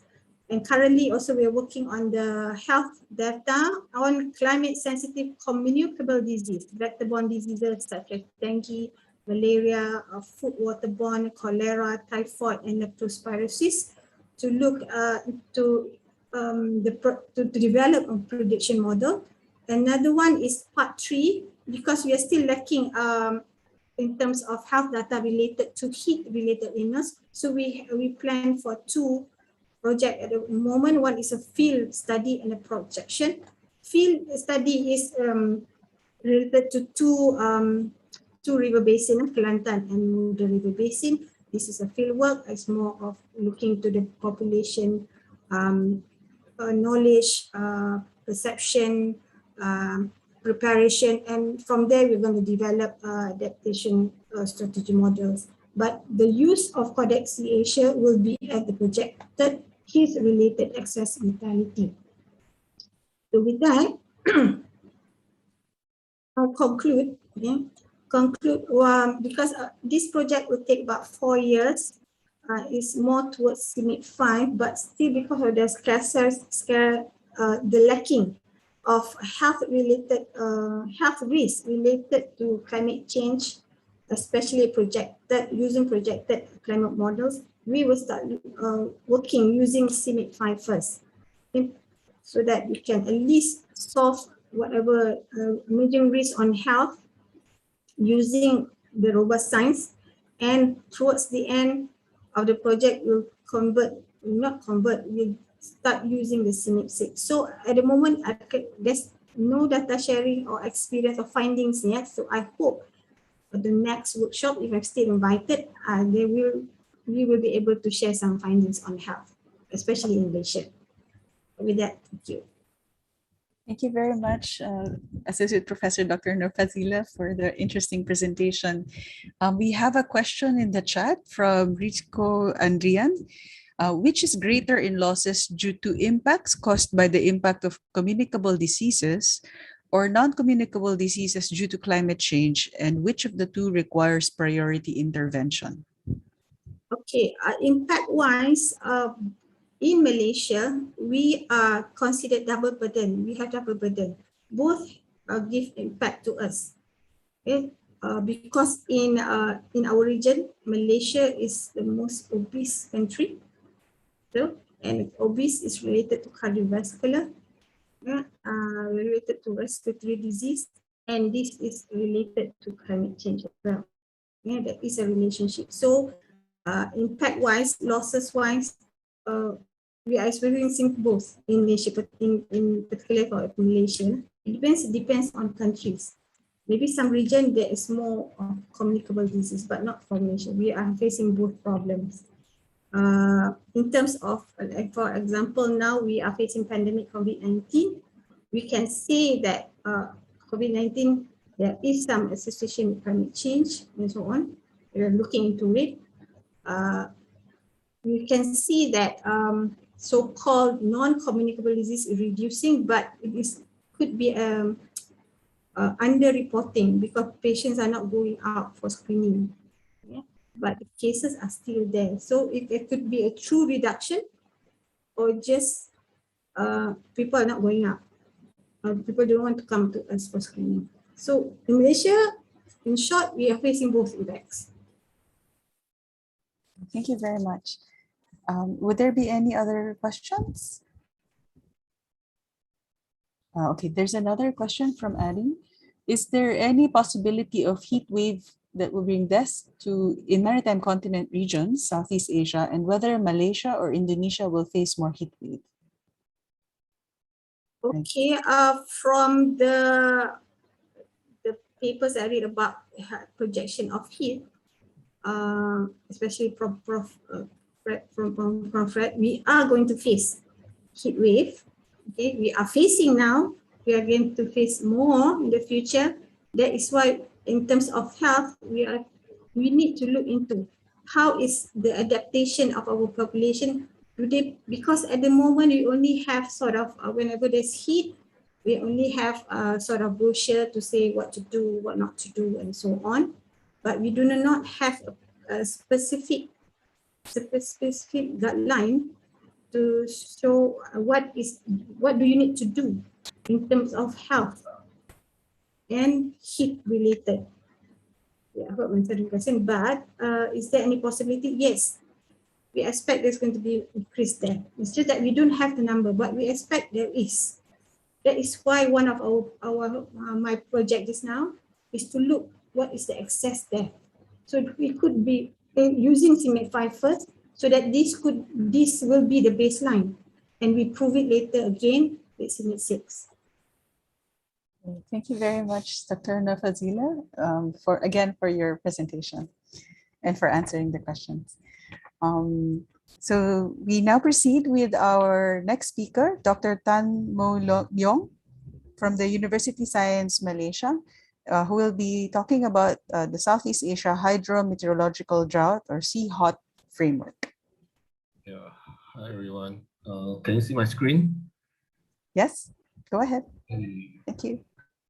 Okay, hi everyone. I'm Tan from USM, and today I'm going to introduce a framework that we have created last year, where we name it as CHOT, Southeast Asia Hydrometeorological Drought Assessment Framework. And actually, as reported in the latest IPCC 6 report, disasters such as heat wave, heavy precipitation, drought has been increased in the past few decades, especially in South Asia. And you can see actually there are some quite significant increasing cases in South Asia. And for drought, based on the International Disaster Database, there were 52 drought events has been recorded, which affected more than 77 million people in South Asia. And also for the other database like Asian and also AHA, 42 drought events from 2012 to 2019, just in 7 years. So so there are 3 priority areas that set by these groups of society. One of it is drought risk assessment and also early warning system improvement, so that people from South Asia can be better adapt the drought changes that we expect in the future.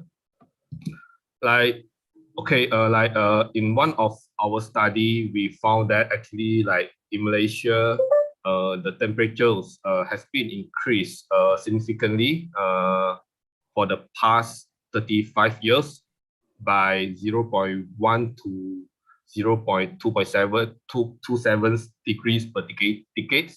And actually the minimum temperature actually has a greater or 2 times increasing rate as compared to the maximum temperature, which means that actually we had faced a warmer night in the past few years. And this situation actually is more serious in major city area of Malaysia, especially in the western part like Kuala Lumpur, Penang, and Johor. Okay, from here, one of the issues that we have noticed based on our reading from the previous publications is that most of the drought study in South Asia mainly focus solely on the meteorological drought assessment, where we use the rainfall to calculate or evaluate the drought. And where the considerations of both the hydrological and meteorological drought together is relatively limited in this South Asia. That's why this study we aims to propose a framework which is custom-made for South Asia regions, because we got the CORDEX South Asia projections with models that frequently used in the South Asia and some drought in the sea that we can formulate or study the future drought better.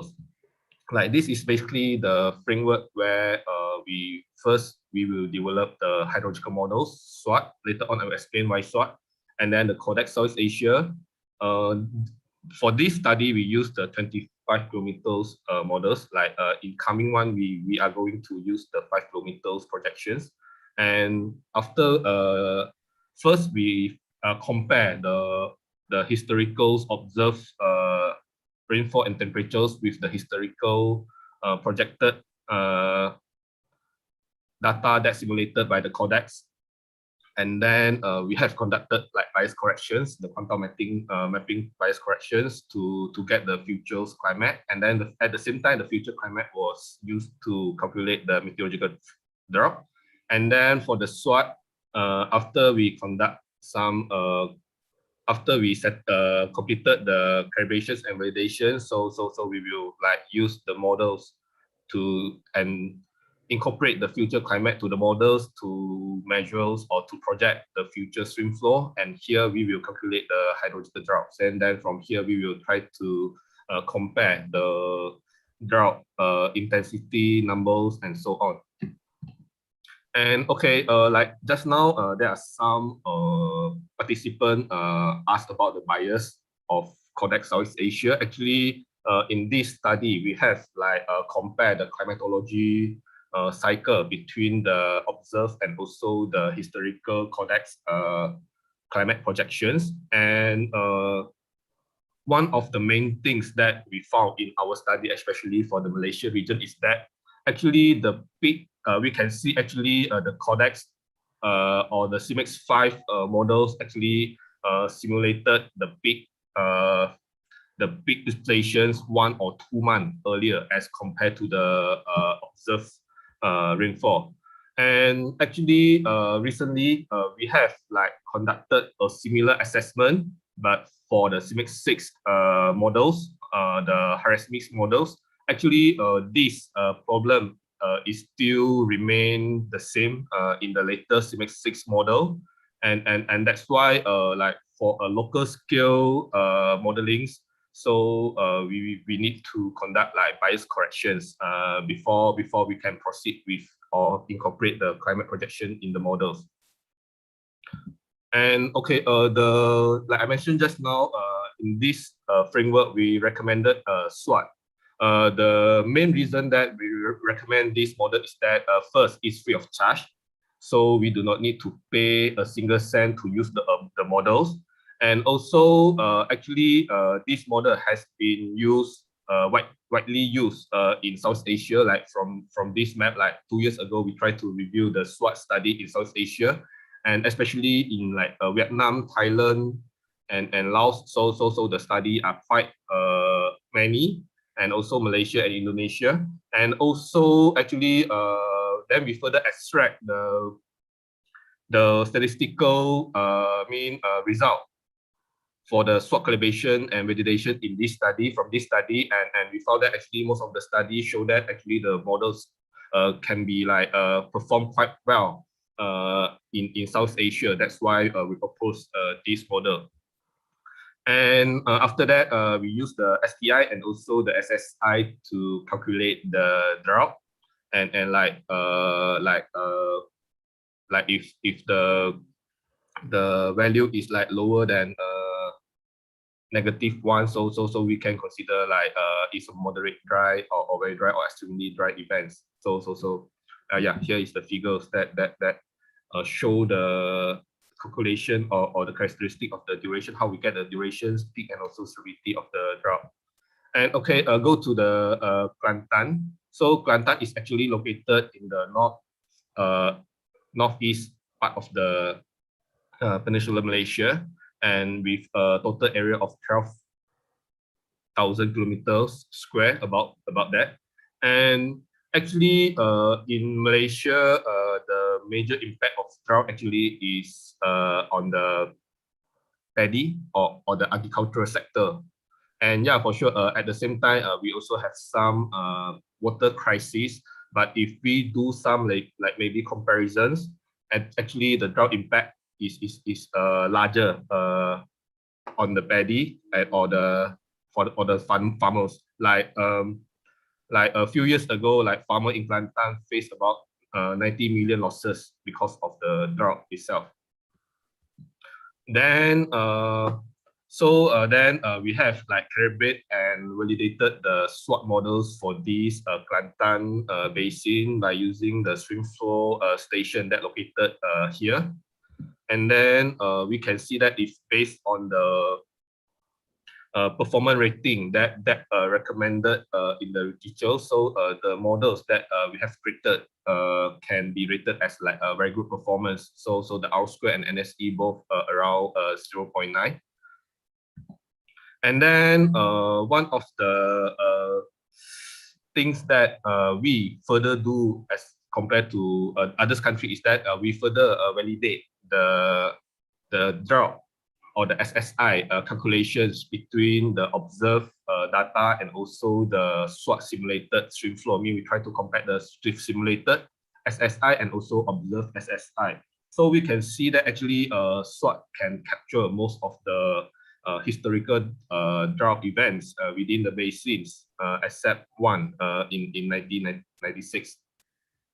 So we further calculated the NSE and R square for the SSI index. So it's about 0.775 something.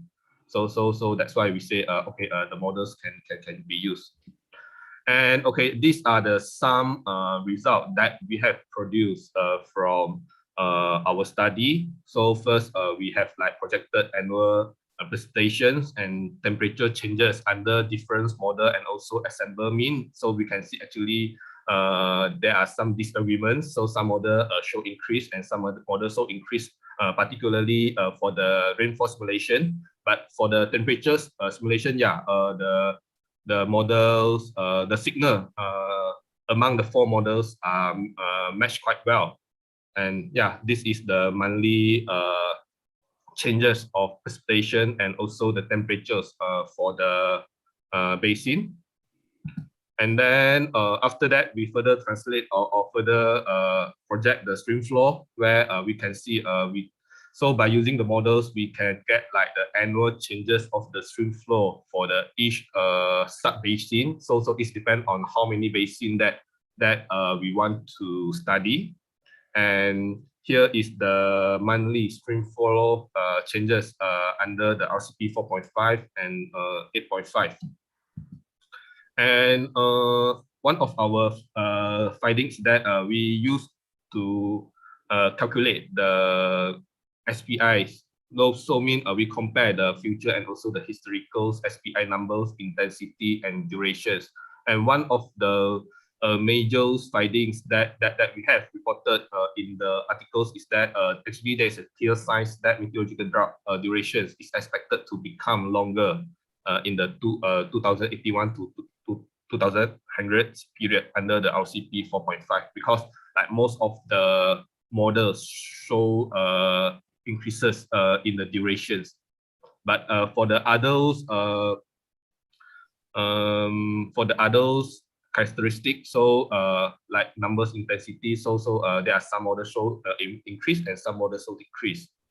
And it's similar to the SSI index, where there are two models show increase in the durations and another two show reductions. That's why from here we can see actually there's a disagreement amongst models, and so that's why we concluded that there's not enough evidence to claim that hydrological drought will become more significant in the future for this particular basin. And for the conclusion, so there's a clear sign of meteorological drought duration will be longer, but not enough evidence to claim hydrological drought will become more significant in the near future in this basin. And recommendations, so like our first recommendation is that like it would be better for us to have like a bias corrected CORDEX Southeast Asia's projection for the entire Southeast Asia, so that the user, the climate projection user, like the hydrologists, like people from health or people who working on the agricultural sectors, modeling, so they can directly use the bias corrected projection in their study, so they do not need to like spend maybe 1 or 2 years to do the bias correction. And so by this, maybe we can carry out with like bias corrected with some open source written observations like the Aphrodite trips and or the NCR CFSR. Yeah. Okay, another future direction or future research that we are going to do in our next in the next few years is that we are trying to utilize others output, for our previous study we mainly use only the stream flow output. Actually the models also provide soil moisture, surface runoff, and so on, so that we would like to use all these informations and create a better index for the drought or flood analysis. And also lastly, so the flood risk and drought risk mapping, so we will also consider socio-economic aspect in creating the maps. Okay, this is the references, and okay, that's all from me. Thanks very much. Thank you very much, Dr. Tan. Yeah. We received this comment from Professor Fred on the chat, expressing support for the CHOT framework and hoping that those who are interested in impacts of climate change on hydrology and water balance can use this, much like CORDEX Southeast Asia for regional climate downscaling. I think maybe, would there be any question, burning question? If not, then perhaps you can write that in the chat, and Dr. Tan can address your comment or question. Thank you very much again. Thanks. So at this point, I will hand over the chairing to Dr. Jingshang Chung. Yeah, thank you, Dr. Fei. Good day, everyone. My name is Chung. So I will be the moderator for the remaining session. All right, so for the next speaker is Dr. Fei Cruz herself from Manila Observatory, Philippines, where she will talk about climate change impact on renewable energy resources in the Philippines. So welcome, Dr. Fei. Thank you very much, Dr. Jingshang. I will share my screen. Okay, I hope you can hear me well and that you can see the screen. Okay, so good afternoon again, everyone. Today I will be presenting on behalf of our project team at the Manila Observatory with Dr. Julie Dado, Alisa Lagrama, Elise Pilias, and Danica Loke. And as of 2020, the installed capacity for renewable energy, including geothermal, hydropower, biomass, solar, and wind, comprises about 29.1% of the total energy mix in the Philippines, which is still dominated by coal at 41.6%. Harnessing energy from renewable energy sources is one way to decrease dependence on depleting fossil fuel resources and also address the climate change issues. And is also a significant contribution to electricity generation in a low carbon future for the Philippines.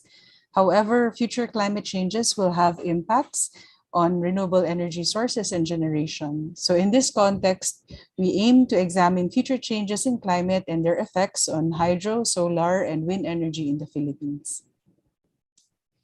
This study is part of the project called ASEP Cells, or the Access to Sustainable Energy Program, Clean Energy Living Laboratories, which is funded by the European Union. And this project aims to support the Department of Energy in the Philippines to achieve 100% rural electrification through renewable energy with the help of our partner institutions established in Luzon, Visayas, and Mindanao, such as Ateneo de Manila University, ICLEI, Xavier University Ateneo de Cagayan, and the University of San Carlos. In this project, a subset of the 25-kilometer resolution climate projections over Southeast Asia generated by the CICLID CORDEX Southeast Asia project was obtained for processing and analysis over the Philippines. And so monthly climate data from these models were first evaluated relative to the ERA 5 reanalysis data set for the baseline period of 1986 to 2005 to assess model scale in representing present climate. Then future changes in climate variables relevant for solar, wind, and hydro energy were examined for 2 future time periods, near future from 2016 to 2035 and the mid future from 2035 2046 to 2065 under the two representative concentration pathway scenarios, or the RCP 4.5 and RCP 8.5. So we followed this general methodology, as also discussed in the presentations yesterday. Comparison of model output with observation and reanalysis data show model biases. And so in order to properly assess the impacts of climate change on renewable energy resources, bias adjustments were done on the model output using ERA 5 reanalysis data using the quantile delta mapping method by Cannon et al. 2015. This aims to reduce the model biases, but also to preserve model projected changes. After which, data validation of the adjusted CORDEX Southeast Asia ensemble was conducted at monthly, seasonal, and annual 20-year averages. Then the projected changes in the variables of interest for solar, wind, and hydro energy were examined at different timescales to determine impacts on the projected potential solar, wind, and hydro energy output in order to identify the robustness and significance of the model biases and projected changes, particularly for temperature and rainfall. Agreement across all models were calculated following Tebaldi et al. 2011's approach to identify areas where more than 80% of the significant models agree on the signs of the changes. So just a quick note, that the Cannon et al. 2015 method is a univariate bias correction method which adjusts marginal distributions at each grid point to closely match observed distributions and preserves model changes, where the application of projected change is multiplicative for rainfall and additive for temperature. Comparison of the model output with reanalysis data indicated some differences or model biases, as shown here in the figures.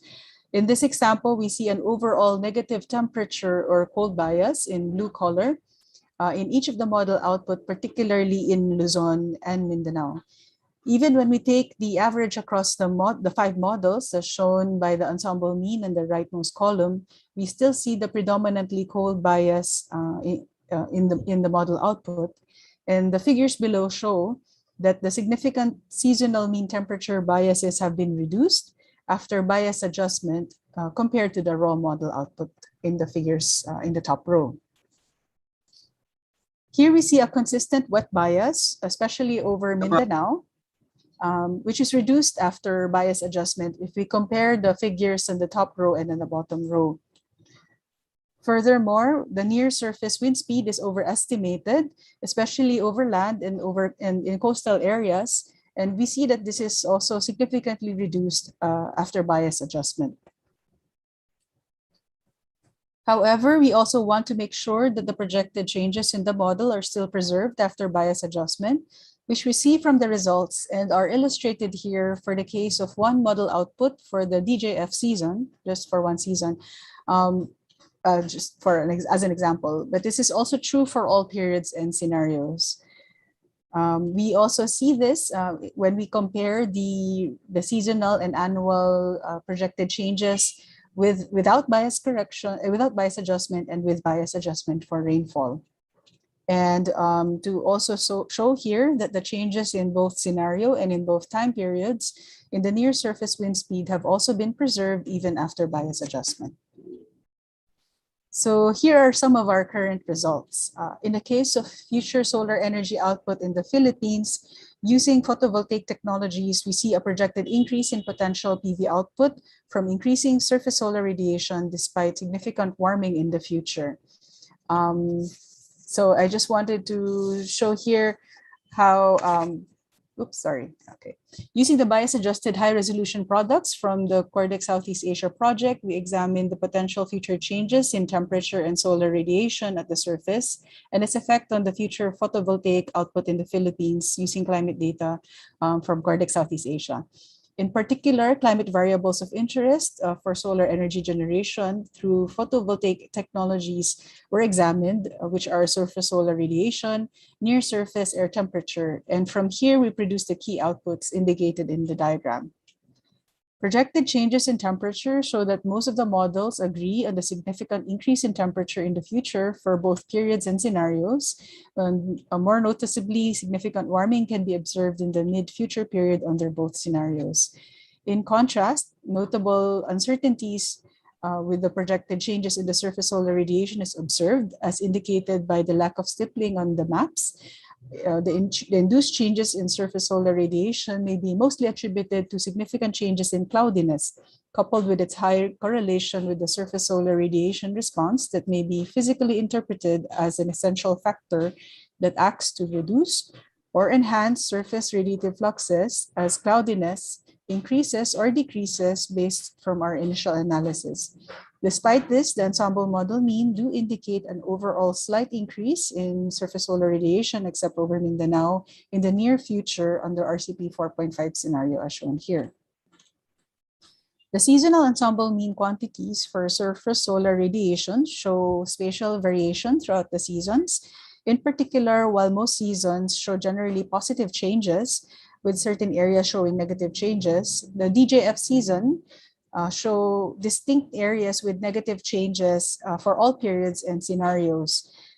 For instance, the surface solar radiation is expected to decrease for parts of the Luzon region consistently in the season. And this suggests, at the same time, the rest of the areas show general increase in surface solar radiation, especially over Mindanao region in the mid-future for RCP 4.5 and 8.5 scenarios. This suggests that for areas in Luzon during the DJF season when SSR over the country is relatively low, as shown here, surface solar radiation expected to decrease further compared to other regions. But for the rest of the year, surface solar radiation is generally expected to increase, especially during the MAM season, when surface solar radiation is relatively high, although some areas show slight negative changes in the future. Following these changes in temperature and surface solar radiation in the future, potential PV output is estimated to slightly increase by a few % over the country, especially in the mid-future for both scenarios. Analysis on the fractional contribution indicate that changes in potential PV output are mostly due to surface solar radiation changes, except in the near future under RCP 4.5 scenario, wherein both temperature and SSR changes contributed to resulting changes in the PPV. To examine future changes in hydro energy, in particular river basins in the Philippines, a process-based model was used to estimate stream flow and subsequently run-of-river hydropower projections using information on changes and future changes in rainfall. And in the Philippines, there is spatial and seasonal variability in the future changes in rainfall, wherein rainfall is projected to increase in the northwest Luzon in the near and mid-future period, especially during the wet season in June to August. In contrast, rainfall is projected to decrease in the future over Mindanao in the southern part of the country. In this study, the influence of rainfall on water availability is captured using an analytical model based on Butter et al. 2007 for the flow duration curve, which explicitly link rainfall and landscape-related parameters to catchment discharge to estimate the potential impact of future rainfall changes on the distribution of stream flow values in the Philippines.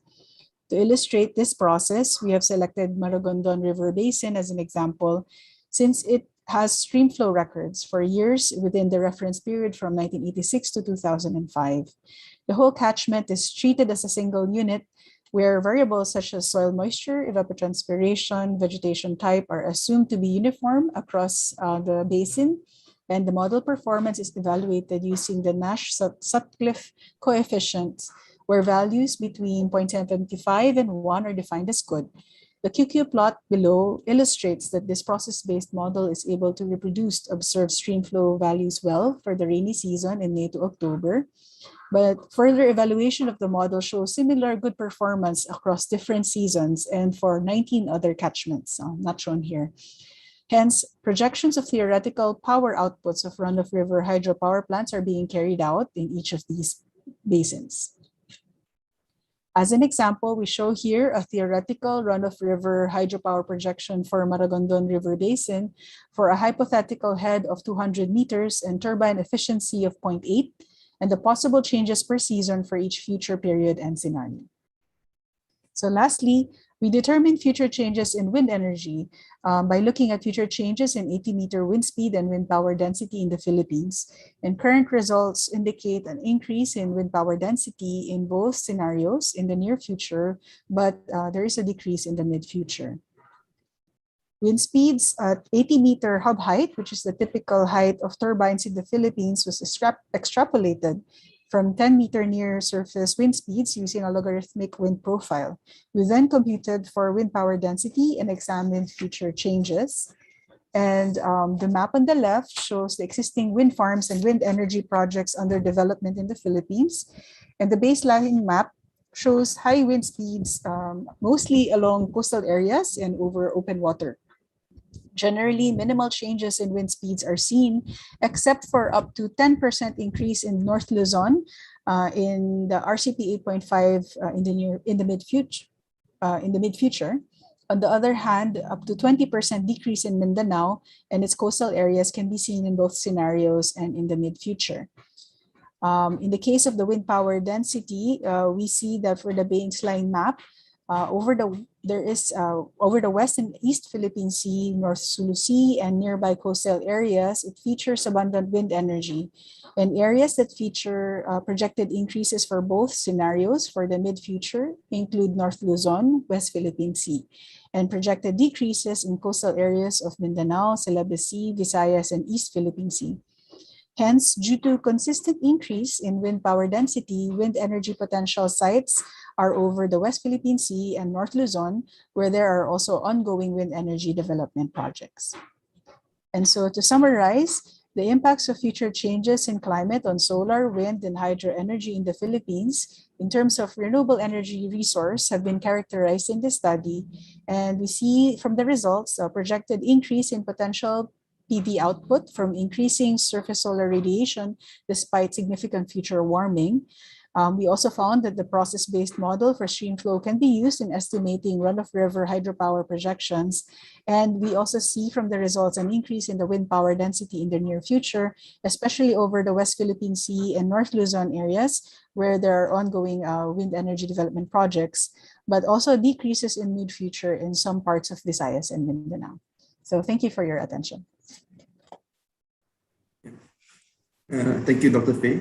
I don't see there's any question in the chat. If anyone has question, you can just post it in the chat. Maybe Dr. Fei will reply to you later.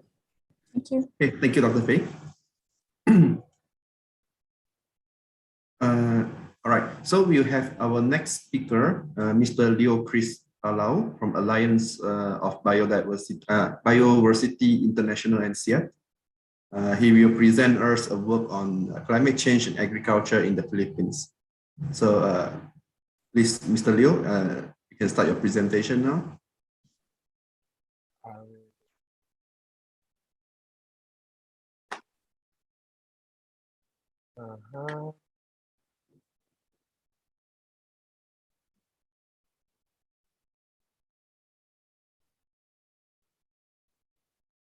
Please unmute yourself, Mr. Leo.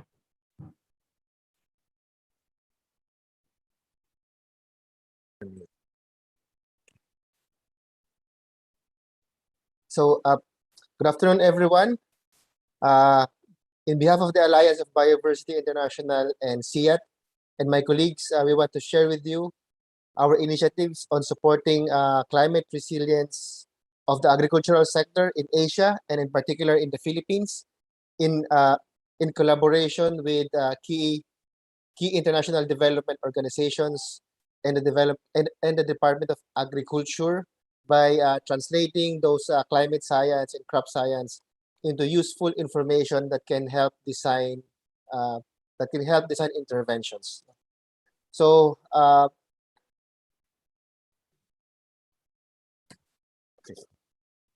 so for the background, in the Philippines, agriculture contributes 12% of the national GDP. However, livelihoods of the rural population largely depends on subsistence farming, with almost 95% of farmers are considered smallholder. In this context, climate change may put more pressure on the livelihood of small-scale farmers if their needs for adaptation are not met. Further, based on models used by IFPRI, or the International Food Policy Research Institute, they estimated that around 26 billion pesos will be the cost of damage to the Philippine economy due to climate change and variability in 2050. However, impacts of climate change on agriculture can be a result of a combined effect occurring at a different phase. A slow onset where changes in climate suitability of crops leading to positive or negative gains in productivity in current growing areas, or the occurrence of climate hazards and increased climate variability which quickly impact crop production. By saying that, there's a need to prepare for both short-term and long-term impacts of climate change and variability. However, as mentioned before, the extent of impact to the farming communities coming from climate change and climate variability will largely depend on the adaptive capacity of the agricultural sector, or, or their ability to absorb shocks and bounce back better. And most often, these are defined by the availability of resources based on 6 capitals: economic, social, human, natural, anticipatory, and physical capitals. So in the Philippines and in Asia, the Alliance have been working with different partners at different scales. Some are local, while some are at much wider scale to support science-driven adaptations for the agricultural sector and natural resources sector. To support tailored adaptation options, the Alliance developed the Climate Smart Agriculture Prioritization Framework, or CSA framework. It is a framework aimed to provide a coherent process for increasing understanding of CSA options and guide climate change and agricultural investments at the national level.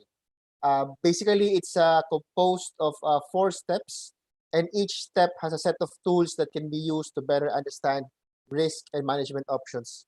The process typically starts with having a good overview of risk and vulnerability, and then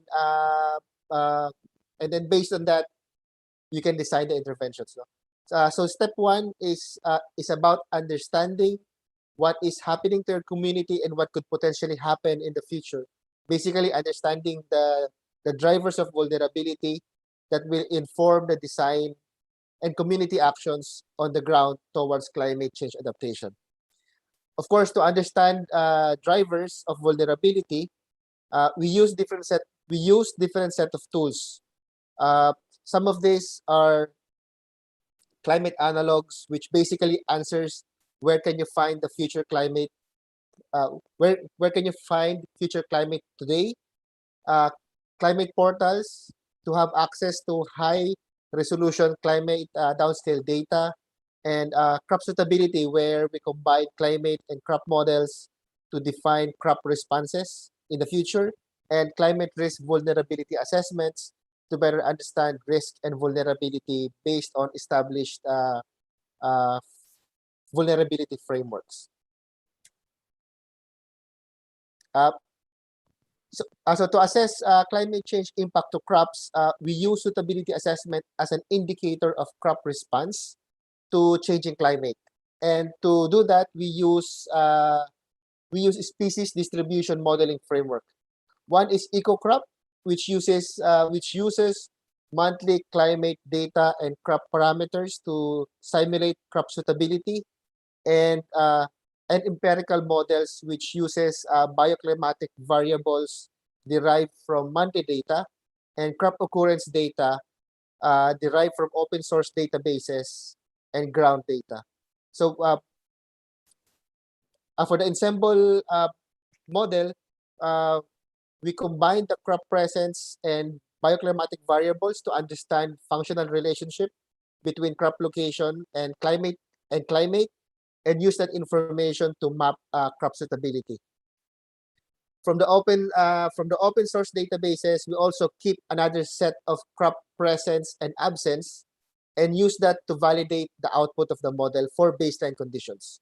So once we assess for accuracy for baseline conditions and are satisfied with the results, then we start to simulate crop suitability using future climatology.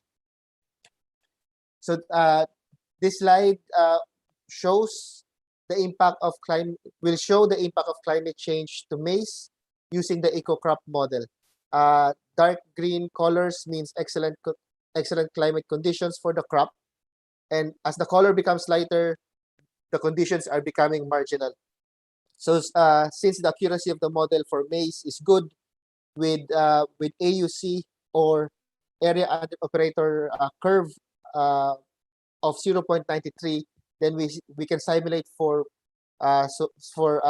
future conditions. It means the model is capturing well the presence of the crop suitability for baseline coincides well with the crop locations and crop presence and absence data collected from the open source databases and ground data. So simulation shows large losses of climate suitability for maize in China by 2030, followed by further losses of climate suitability in India, Myanmar, and Philippines from 2050 until 2090. If we look closely in the Philippines, the model shows likely impacts of maize in the northern and southern parts of the Philippines, but also in the eastern seaboard by 2050. And more losses are simulated in terms of climate suitability in 2070 and 2090. This output is just for maize, no? But of course, different crops will have different responses to climate and climate change. So some crops are more resilient than others. No? So here is a slide showing the climate change impact to cassava. So based on simulations, cassava is relatively more resilient crop to maize, as crops suitable or less sensitive to as compared to maize, based on as the crop suitability remain unchanged for medium and long-term scenarios. So just to emphasize that what we are looking here is just the climate suitability. Of course, when there's some correlation with yield and climate, but climate only controls a portion of the crop yield. Others are soil management interventions, cultural practices, and varieties, which I think input data is rather limited, so we cannot use those process-based models to simulate biomass or simulate yields. So we are only looking on changes in suitability based on climate, which only controls a portion of the yield of the crop. So using those simulation outputs, we integrate it with our climate risk vulnerability assessment framework. By doing that, we add more components, taking into consideration hazards and adaptive capacity to assess vulnerability. So in this framework, crop simulation becomes a part of the overall assessment of vulnerability. The vulnerability framework, of course, is based on the IPCC construct and is defined by 3 components. Exposure 1, which is the decrease or increase of climatic suitability of crops to changes in temperature and precipitation. So that's the sensitivity index. Exposure to, which is the short-term recurring shocks, which is defined as the nature and degree to which a system is exposed to significant climatic variations such as hazards, and adaptive capacity, which is the current status of the coping mechanisms of the community. So the ability of the system to adjust to climate change, to moderate damages, or to take advantage of opportunities to cope with consequences. So the output of the vulnerability assessment becomes basis. So by combining those three factors, sensitivity, which coming from the crop suitability assessment, the assessment of hazards, and the assessment of adaptive capacity, the output of the vulnerability assessment becomes a basis for targeting vulnerable areas and prioritize adaptations option based on drivers of vulnerability. So here for each polygon, the crop suitability, hazards, and adaptive capacity was assessed. So for each municipality or for each polygon, the user can get information on changes in crop suitability, but also what are the key climate hazards and limitations for adaptive capacity. And we use that information to calculate vulnerability. So in our initiative in the Philippines, we pilot this approach in 17 provinces across 16 regions in the Philippines using the same framework. And now the Department of Agriculture is starting to replicate the assessment using the same framework in other provinces in the Philippines. So basically, the information enables users and decision makers to target where are the areas vulnerable, and identify the nature and extent of impacts to climate change, but also to prioritize interventions based on adaptive capacity. So if that area is low in health, in human and physical capital, so that might be a priority adaptation need for that particular area. So it gives a context what types of adaptation options or interventions for adaptation based on the three components of vulnerability. This year, we also completed another project in collaboration with the World Food Program and key government agencies to better understand impact of climate change on food security and nutrition. So one of the output of the project is a livelihood zone map. The livelihood zone map of the Philippines shows the diversity of production activities and availability of resources from a combination of six databases. So from this project, we identify 9 major livelihood zones with a total of 74 unique subzones for Philippines. And then for each of those zones, we start to integrate other data sets such as climate suitability, hazards, and socioeconomic aspects to better characterize food security and nutrition issues across the Philippines. So here the map shows impact areas of climate change on rice livelihoods. Further, when you look into a more detail, impact areas from climate change can be disaggregated. So if you look closely, if you start to overlay the livelihood zones with the climate shocks, either climate suitability or climate hazards, then you can start to have a more information, disaggregated information of the production environment. Is it rain-fed or irrigated? And what's the extent of the diversity of the production systems in a particular area? So this information are crucial when developing long-term adaptation plans. For instance, design of interventions should be very design of interventions should be specific or different between rain-fed and irrigated areas. Here I want to demonstrate how information can be used. So if we take one province in the Philippines using the data that we have, so let's take one province in the Philippines. This is Samar province. So we can see that the province has a moderate to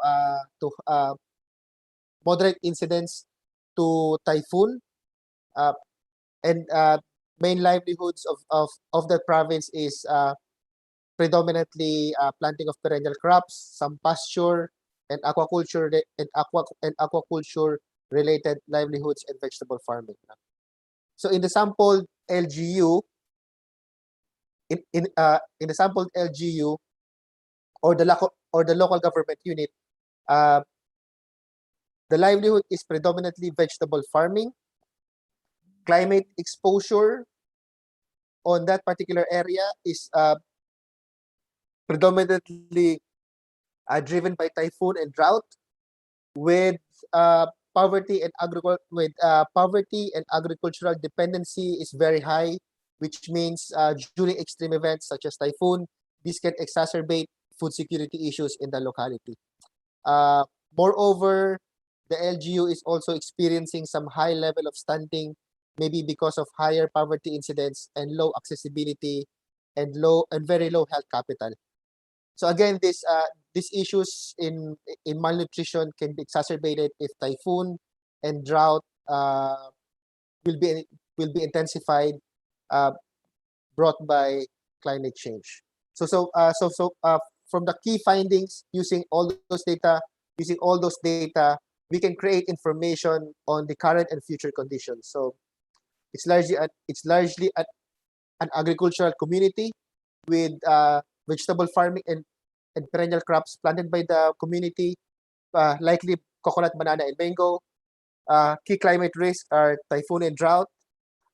It has a high poverty incidence with high agricultural dependency and stunting, very low health capital. And in the future conditions, you are expecting by 2050, you are expecting, or it's simulated that there's a likelihood that maize and banana will have a negative trends in terms of crop suitability, which put more pressure on the livelihood of the local community. So this information, we package this information and then collaborate with our partners so that they can identify what are the appropriate adaptation options for each of these areas.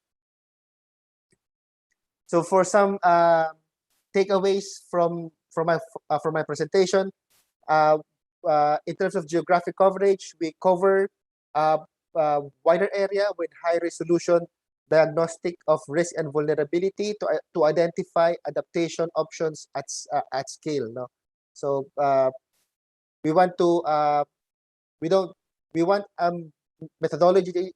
We want a methodology that can be applied at the local level, but on a much wider that can be replicated in a much wider area. In terms of innovations, we are trying to the approach integrates historical drivers of risks, socioeconomic conditions, and combinations of climate and crop modeling to identify specific challenges and opportunities for adaptation. And lastly, of course, the map is an information that calls for action. So it informs and guides decision and policymakers, extension staff, and private sectors on where are geographic areas that are in most need of interventions, and also inform what type of package of interventions are needed for each geographic area. So I think with that, that's the end of my presentation, and thank you very much. Thank you, Mr. Liu, for a very informative presentation. I don't see there's any question in the chat. Probably we move on to another presenter. Thank you, Mr. Leo. So the next presenter we have is the leader of our CORDEX Phase 2, Associate Professor Dr. Jerason Santisiri Sombun, who will be presenting his work on development of risk maps under future climate change in Thailand. So please welcome Dr. Jerason from IU Core Bangkok, Thailand. Thank you, Jing Sen. Yeah. Thank you very much, Jing Sen. Let me share my slide.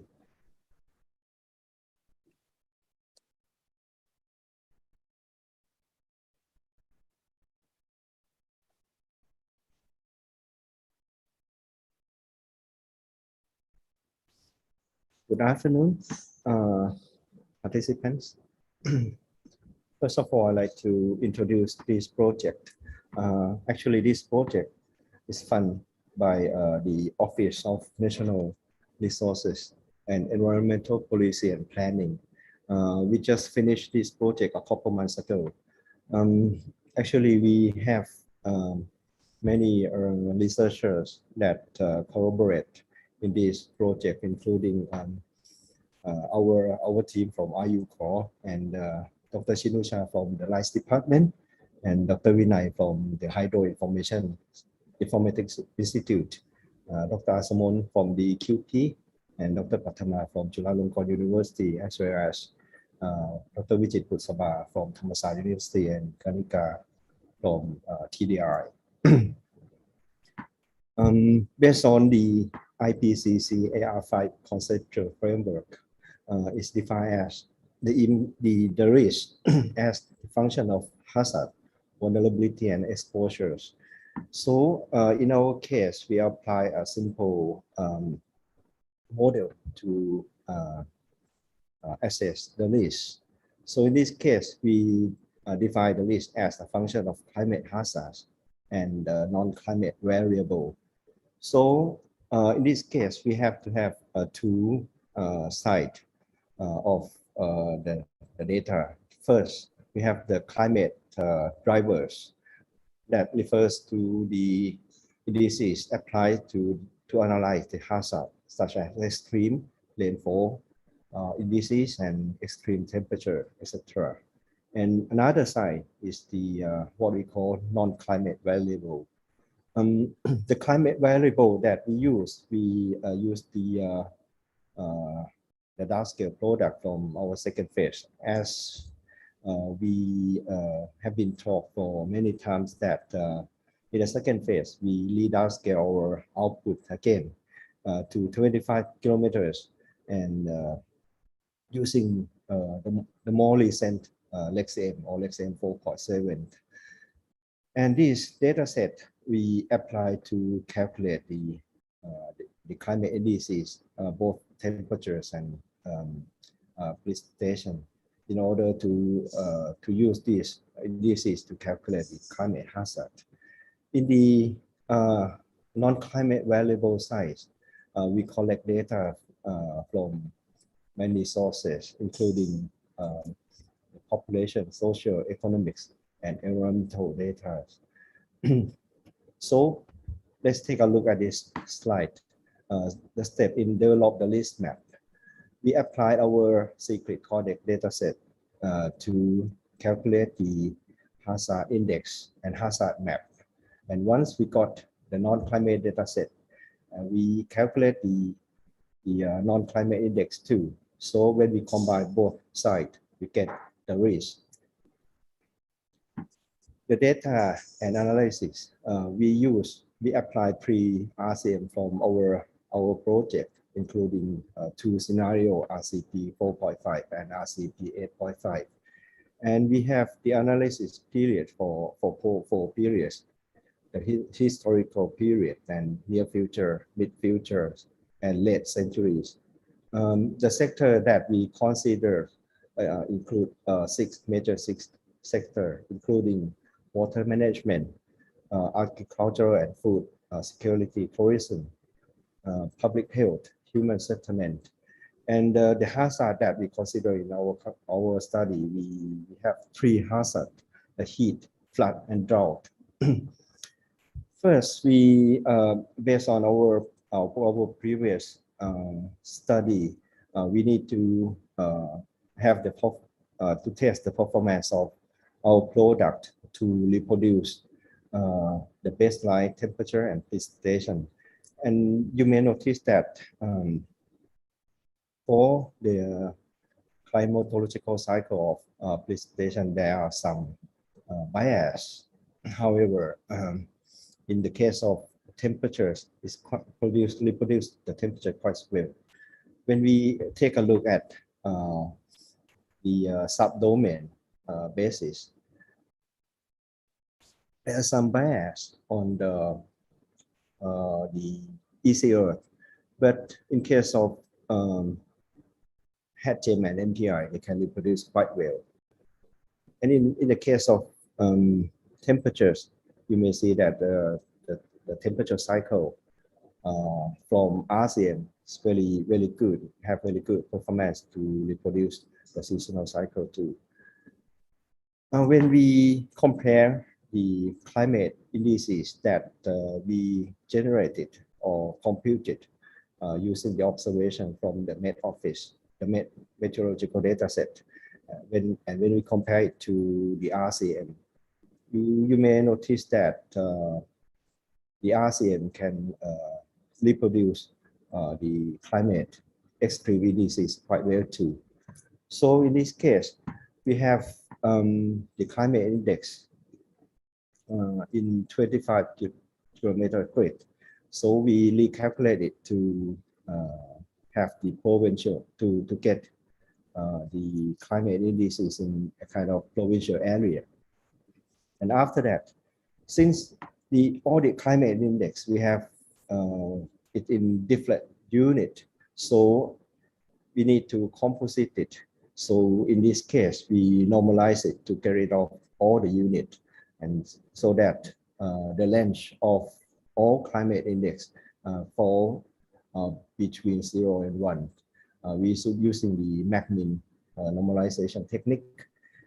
And when we combine all the climate index together, we get the composite index or composite hazard index of each hazard, including heat, flood, and drought. So in this case, we have the heat hazard on the 4 period from each GCM and one ensemble too.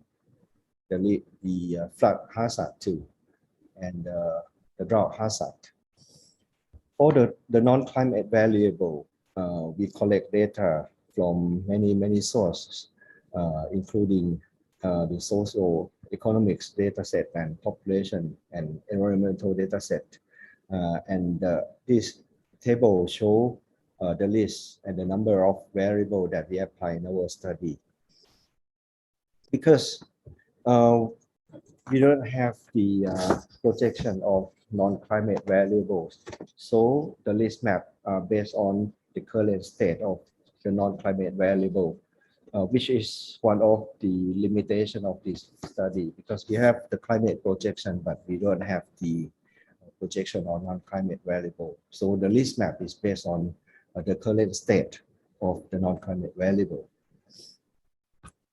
We apply the same technique to normalize the non-climate variable for all non-climate variable too, to get a composite index for what we call NC or non-climate variable. So in this case, we have 3 non-climate related variable. That means that we have non-climate related to heat, and non-climate related to flood, and non-climate related to drought. So we combine the heat hazard to the non-climate related to heat. We get the list map that based on heat, and we repeat this to the flood and drought too, like this. And in case that we like to see the composite hazard of all hazard, including heat, flood, and drought, we combine this together to get the composite one. This is the hazard map and hazard map system that we post on our website. Actually, we already published this on the ONEP, or Office of the National Resource and Environmental Policy and Planning website. However, unfortunately, that is in Thai. But we recently post this system, the temporary system, on our website too. And you can visit our website and take a look at it. So the structures of the system, we have this list map that we can select the sectors, select the hazard and the model. So I think let us switch to the website so that you can see what the system can do.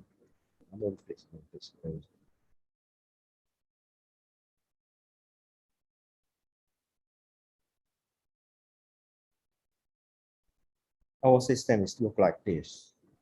So in this case, we have 4 or 5 tabs. We can select the sectors, for example,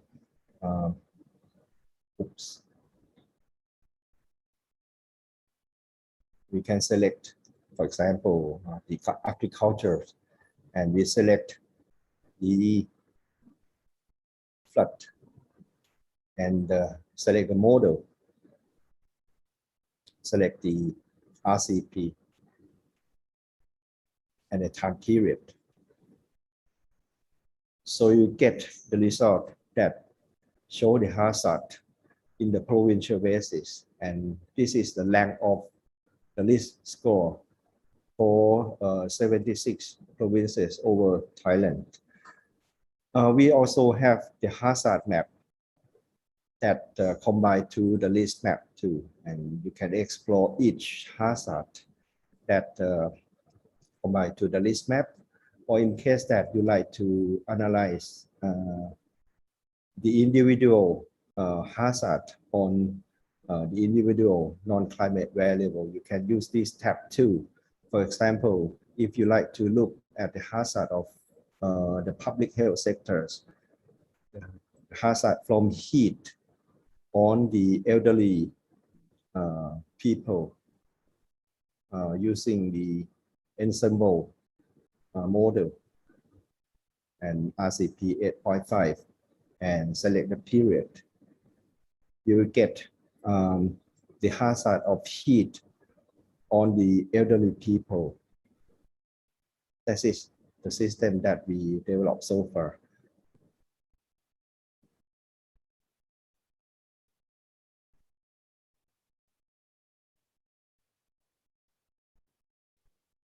Like this. As I mentioned that we have the system in Thai too, and we already publish it on the ONEP website. And the system is like this. Sorry, I cannot. Okay. The system in Thai look like this, but you can visit this website too in case that you able to read Thai.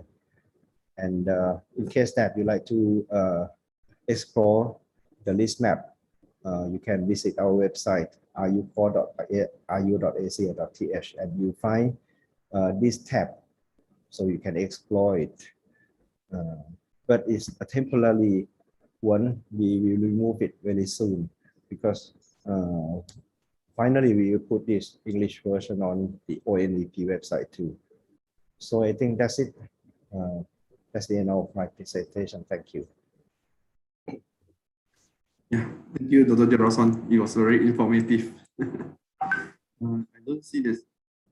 Yeah, I think there's a comment from Dr. Liu Juneng. He said it's a very interesting maps and the tools you have there, and he think that it will be very useful. Thank you, Dr. Chu. And I don't see there's any other question, so we shall move to our next speaker. Thank you again, Dr. Jerason. Thank you. Yeah, so we have our next speaker from Rice Department of Thailand, Dr. Chitnucha Dabun. So he will present us a work on impact of future climate change on rice production in Thailand. Please welcome Dr. Chinocha. Yeah, thank you, Chair.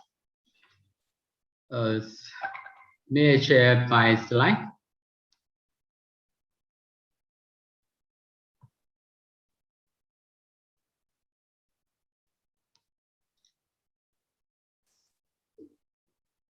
Have you seen my slide? Yes. Okay. Yeah. Yeah.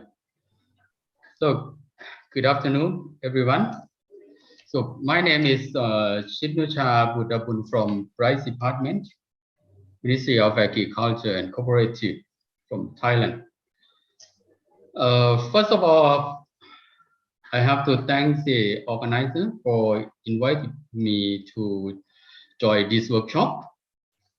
So the topic that I'm going to present to you today is the impact of future climate change on rice production in Thailand.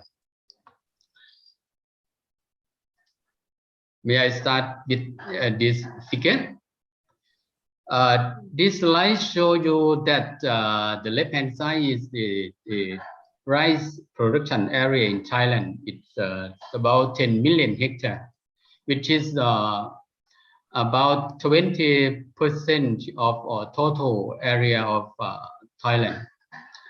And the left-hand side is the irrigated area, which is most of this area is rice growing area.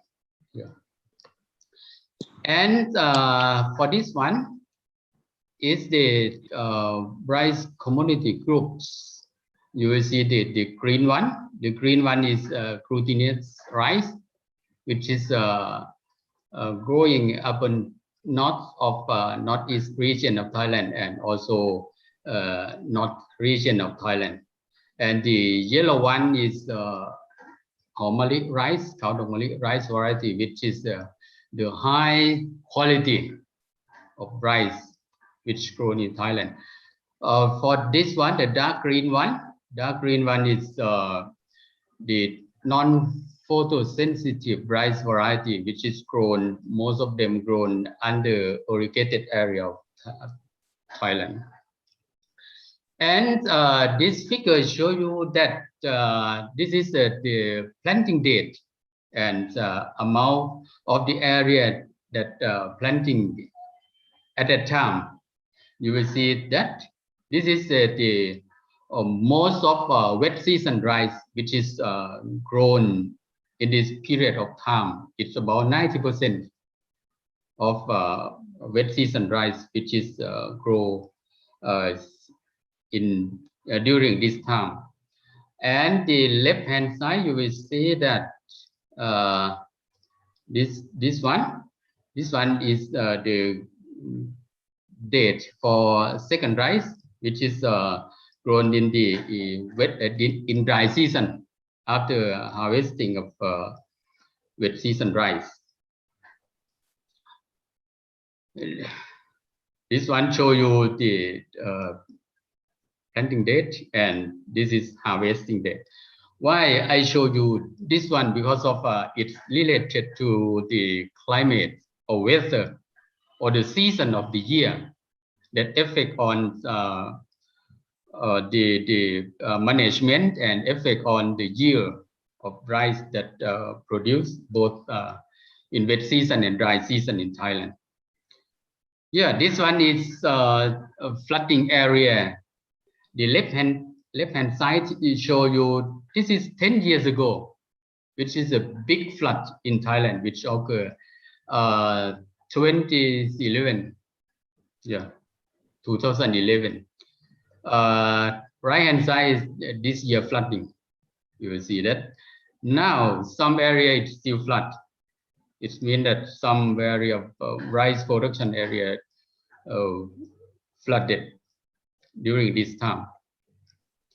Yeah, this is the picture. This is last year picture. You will see in the same year, some area flooded and some area drought. Different period of time. You will see.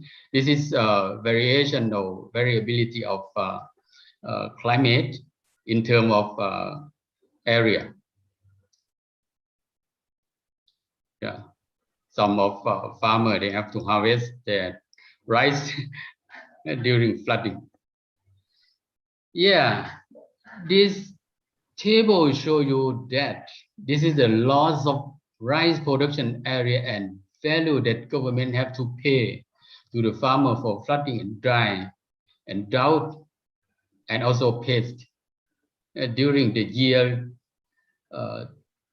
2015 and 2020, and also this year some of area government have to pay for them. You will see that from 2015 to 2020, every year flooded, some year drought, and also dry spell, and every year also pest. This indicated that flooded is the main damage the area for rice production. And also, you see this one, dry spell. Anyway, dry spell after a period of time, after the area getting some of rain or coming rain, especially in the wet season, which is the grown photosensitive rice variety. They have a period to discover. Yep. Okay.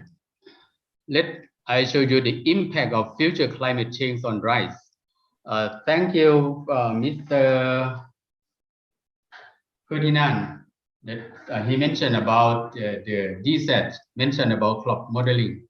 I use that tool to assess this. This one show you that you will see the difference between two graphs. The left hand side is this is refer to wet season rice, and the right hand side refer to irrigated rice production. This is rain-fed rice production. Two group is different in terms of rice variety. The left hand side, the farmer used photosensitive rice variety, which is they have the period of flower or period of harvesting. But for the right hand side, it depends on the day that they grow in the field, because of they have a period of time that have to grow from growing until harvesting. It is like the growing period of this rice variety, 120 days. They can count from the planting until harvesting. You will see increase and decrease. This one, left hand side, because of increase of precipitation. This one decrease because of increase of temperature. And also this one. This one I use the weather data set from Dr. Jirason team. This one I ran these models about 6 or 7 years ago. You will see that this is rain-fed. And this is rain-fed. The bottom or under is the irrigated rice production. You will see this one. This is all rice production area in Thailand. This is in the northeast of Thailand. You see the same trend because of this one is increased, this one is decreased. The same trend which I presented you before. And this one is summarized for scenario that used to run the model. You will see for GFDL from 4.5, 6.0, and 8.5. This is normal. There is no effect on rainfed and irrigated. But for XM4, for HM, and for MPI, there is positive for rainfed and negative for irrigated rice production system, which is different in terms of rice variety groups. Yeah, this one is the result from the climate or weather data set that Dr. Chirason presented earlier. You will see that. This is the result from flood, drought, heat, and some of non-climate factor that we have to calculate to see the effect of climate change on agricultural sector. Yeah, this one show you that, you see, this is the row of risk map, this is hazard map, and this is non-climate. Non-climate is the same, supposed to be the same in the base year until 2100. But after calculate non-climate and hazard, we will get risk, like Dr. Chirason explained you. You will see that for RCP 4.5, it's a little bit changed. It doesn't change too much under this scenario. But for this one, RCP 8.5, you will see this. It's during 2081 until 2100. You will see the area which high risk. Most of area is located in the northeast of Thailand. Yeah. This is show you that the top 10 of high risk. Most of provinces located in northeast region of Thailand. Nakhon Ratchasima, Khon Kaen, Ubon Ratchathani, and also Buriram. For this one, this is some of flood, droughts, and heat. The right hand side, you will see that Nakhon Ratchasima, Ubon Ratchathani, Khon Kaen. Yeah, most of province located in northeast region of Thailand. This means that area is high risk under climate change by the end of this century. Indicated that the agricultural area under this province, most of area, the farmer grow rice. Like Ubon Ratchathani, it's about 4 million rice, 4 million rice in this province. You would divide by 6.5 to hectare. It's about 0.6 million hectare, 0.6 something. Yeah, very high area in that. So there are both positive and negative impact of climate change scenario from various global climate model on rice production by the end of this century. Floods and droughts are a major impact on rice in Thailand. So trend of in place of precipitation is positive impact to wet season rice.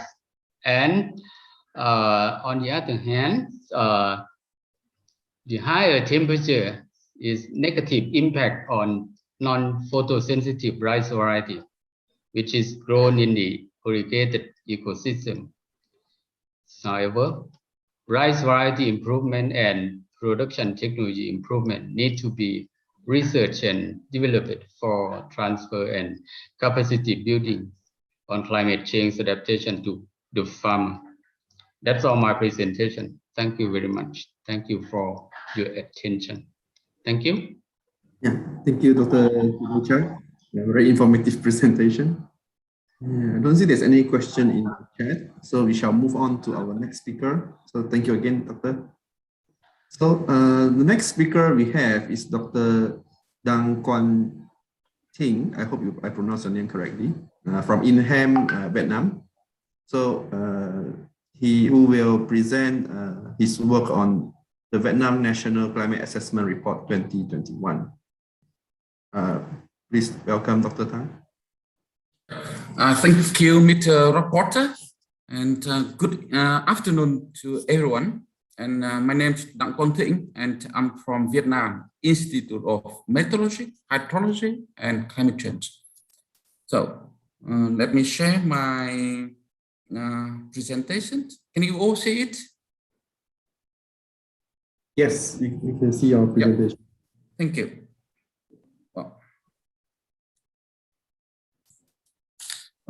So today I'm going to show you my presentation on the topic of Vietnam National Climate Assessment. And this is the first report on this topic. And today I'm going to talk about Vietnam climate variabilities and utilization, Vietnam climate change scenarios, and impacts of climate change in Vietnam, and finally, the climate change response effort in Vietnam. And as you already may know, Vietnam is located on the eastern margin of the Indochina Peninsula. So the country has a tropical climate zone with the entire country experiencing the effect of the annual monsoon.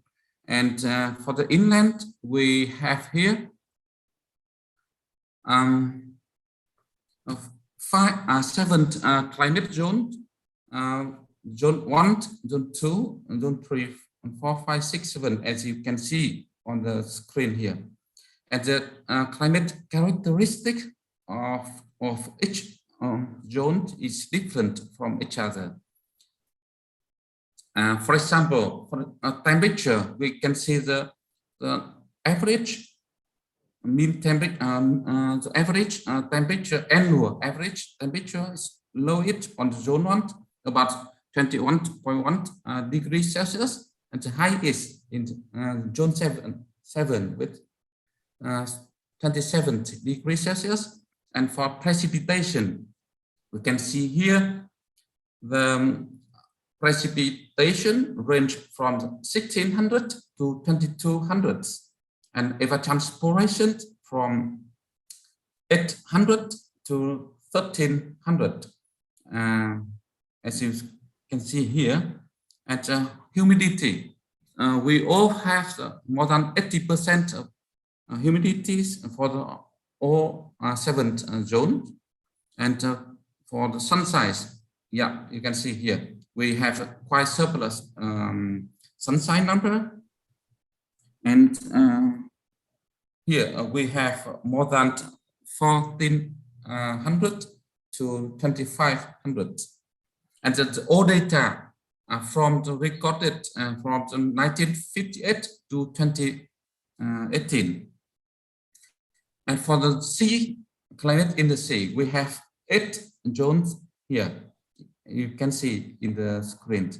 And the characteristic of climate in the sea also different from various zone.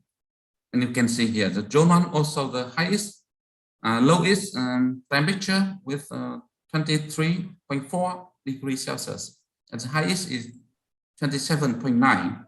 And precipitation here in the sea, we see the alternative from 1400 to 1200 to 2600, and also evapotranspiration here around 800 to 1500, and humidity here lowest for the zone 4 and highest for the zone 2. And also the data here also from 1958 to 2018. And moving on now to the trends in the mean temperature and extreme. So this figure shows you annual mean temperature. We can see on average, we can see the increased trends over Vietnam, and the speed of trend is about 0.15 degrees Celsius per decade, and we can see the strongest, and we observe the strongest increase in the northwest, about 0.2 degrees Celsius per decade, and smallest increase in the south center. And for the annual average maximum temperature, we also can see an increased trend, about 0.13 degrees Celsius per decade. And the observation is the strongest in northeast, northern delta, and smallest increase in highland. And for the annual average minimum temperatures, like the maximum temperature, we also can observe an increased trend about 0.22 degrees Celsius, which is a little bit higher than the maximum temperature. And we see the strongest increase is the northwest, about 0.24 degrees Celsius per decade, and smallest in south center region, just only 0.16 degrees Celsius per decade. And this figure shows you the mean temperature change relative to 1961 to 2018. You can see over the long term, a warming trend has emerged. So in the period 1986 to 2005, the mean temperature over Vietnam was 0.39 degrees Celsius above the period 1961 to 2018 on average. And the period 2006 to 2015, the mean temperature is about 0.72 higher than the average of complete period from 1961 to 2018, showing a warmer trend in recent years. And for precipitation, we also, for the anti-Vietnam, we can see an increased trend about 1.2% per decade, and we can see the decreased trend in the North Middle Center region. And but for the other regions of Vietnam, for other 6 regions, we see the increased trends.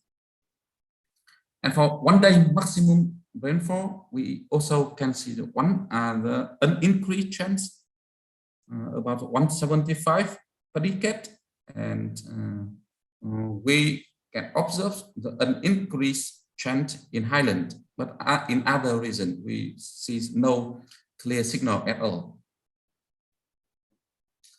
The trends in mean sea levels, we see an increased trend of the sea levels for the entire coastal lines in Vietnam. And for example, here, this figure shows you the data for 2 stations in the northern area. And the second figure shows you the stations in southern area. We also can see the dominant increased trend here. And trends in typhoon storms I'm talking about typhoon that affected Vietnam. From the data from 1961 to 2018, and we can see the no clear signal. And for the one that active on the EC, which the level, whose level is stronger than 12, and we also can see the no clear signal. And from the observation, we can see that in the 1927,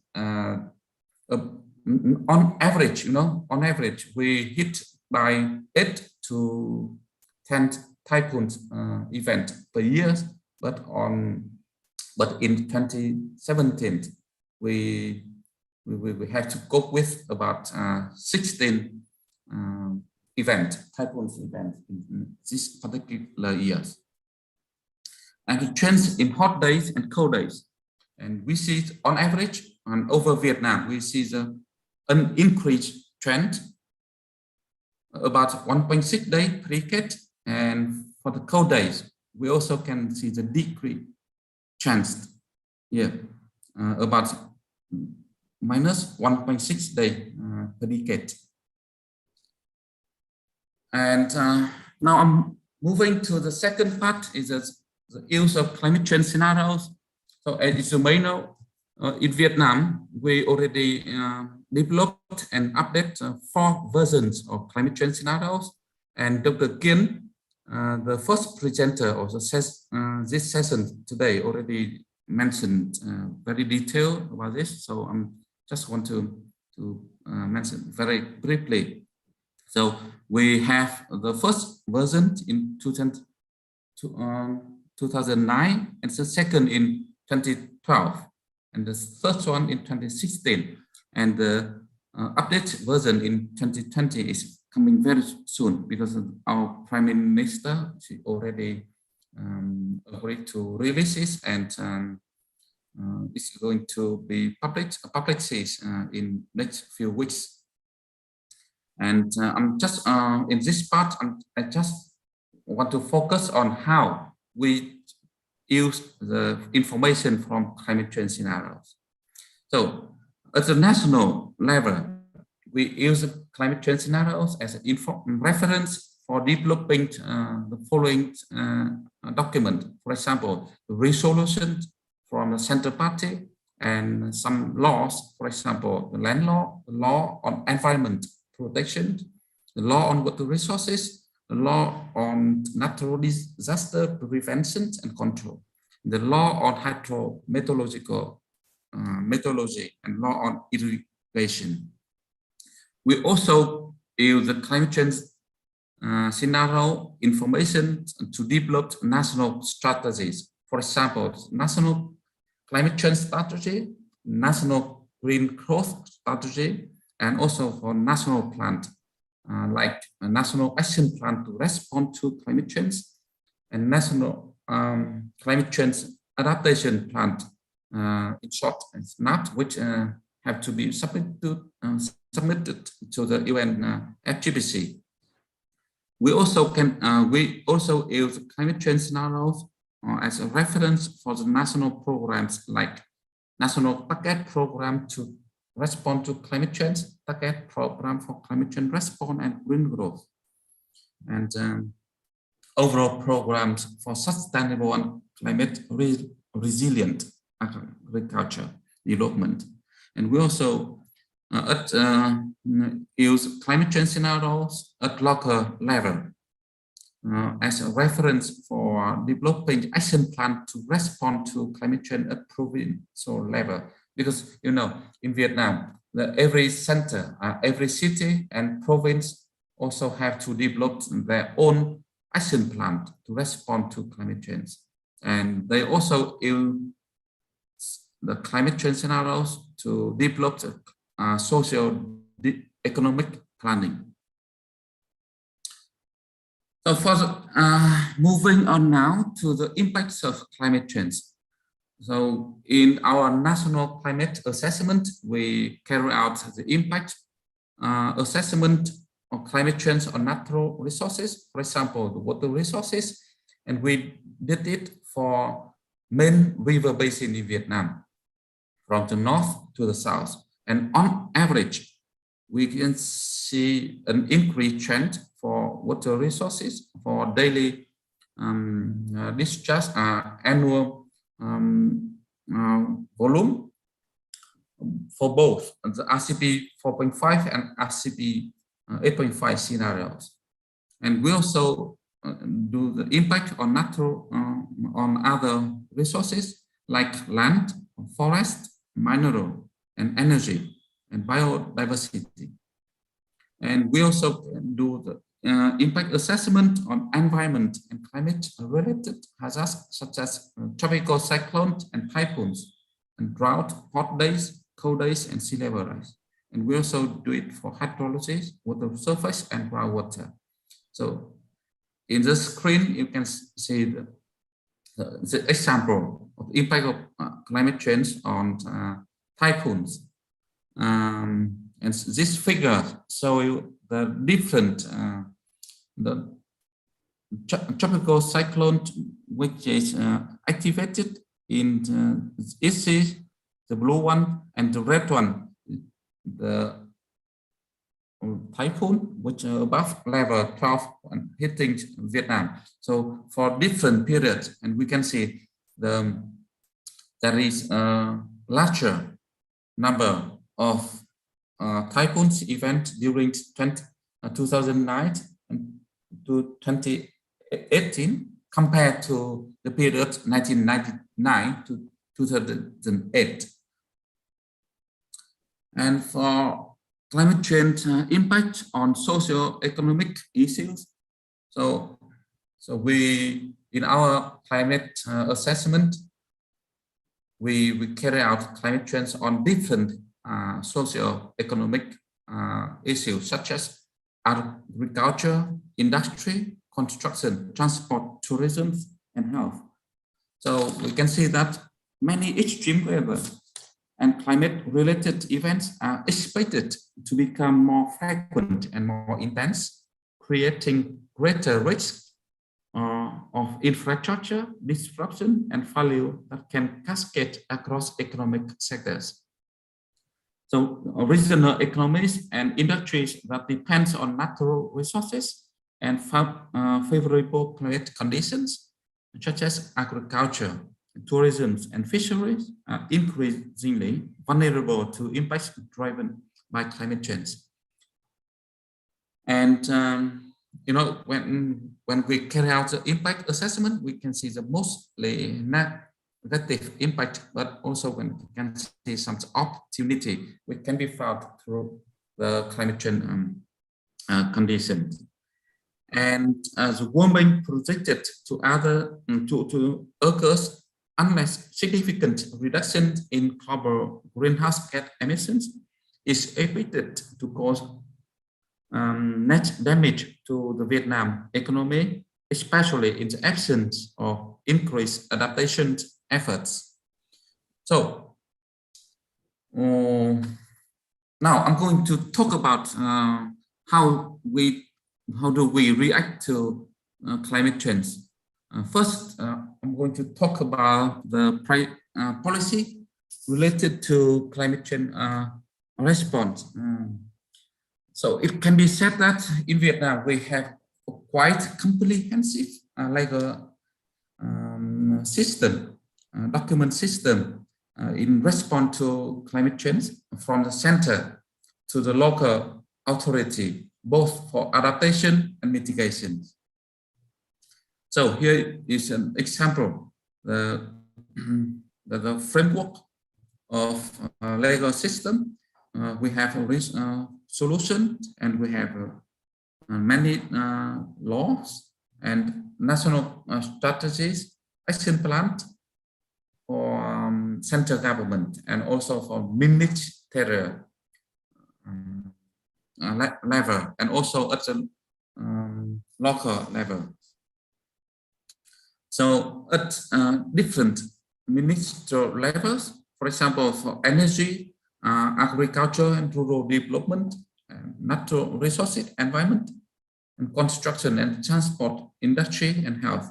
So they also developed strategies and action plans for their respective sectors. And now I'm going to what about the opportunity and challenges bring from climate change scenarios, climate change. We can see that in Vietnam, we have strong political will leaders, support from development partners like UNDP, GSS, WWF, and World Bank, and ADBs, and others. And we also have natural disaster prevention and preparedness system well established and operated. And we also have experiences on carbon market. But on the other hand, we also have to cope with some shortcomings. For example, we have high demand for adaptation, which financial support from central government is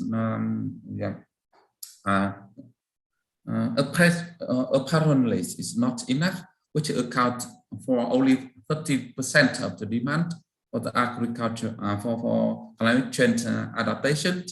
And we also, you know, the project for mitigation also demand high initial investment cost, and the involvement of private sector for the climate change response, especially the mitigation, is not large enough, and to transfer the technology to cleaner energy, we require you know, advanced technology. But I mean, the cost for the low carbon technology is quite high, and so in Vietnam, a market for emission trading system (ETS) has not been in place, and we also lack the MRV and MNE system for adaptation and mitigation. So that's all the sources coming from the climate change response effort of Vietnam. So they are the main part of our national climate assessment. This is the first one. So I'd like to stop my presentation now, and thank you very much for your attention. Thank you. Thank you, Dr. Tang, for a very informative presentation. I don't see there's any question in the chat, so we will move to another speaker, Dr. Quan Chang An from HUMG and USDH, Hanoi, Vietnam. He will present to us his work on a new 0.1 degree data set of statistical downscale CMIT-5 GCM for Vietnam potential application. Please welcome Dr. Tang, Dr. Quan. Thank you, GH. Can you hear me? Yes. Please wait, I want to share my screen. Can you see my screen? Yeah. So, hello everyone, I am Quan from Hanoi University of Mining and Geology. And today on behalf of my colleagues, I would like to present our research, a new 0.1 degree dataset of statistical downscale CMIT-5 GCM for Vietnam potential applications. And result of this study, we use underlying data for the COP26 report for Vietnam under the GEM project. So, the first one, I would like to talk why we need a high resolution data set. And you know that GCM model is usually give us the projections at global scale with resolution from several hundred kilometers to which is very close. And with GCM, we can know pretty well how the climate system in our planet works, the circulation and climate zones. However, GCM are too close, spatial projection is too small, so that we cannot use it for the regional study or for very small regions. That's why we need the downscaling method. And there are two major downscaling approaches have been used so far The first one is diameter downscaling, or we call it DD. This is the method preferable by many researchers. DD works by nesting a GCM model inside the RCM model, which provides higher resolutions. DD is generally very physically very consistent in time and space, and it generally gives more accurate results. However, as you know, diameter downscaling requires a lot of computer power and consume a lot of time. And the alternative method for DD is a statistical downscaling method, and we call it SD. The statistical downscaling method, or SD, based on the empirical relationship between historical climate conditions and the global climate conditions, and it assumes such kind of relationship will continue in the future, and we use that for downscaling the data. This method is very fast, very flexible. However, it's unstable and have a lot of uncertainties, as indicated by many researchers.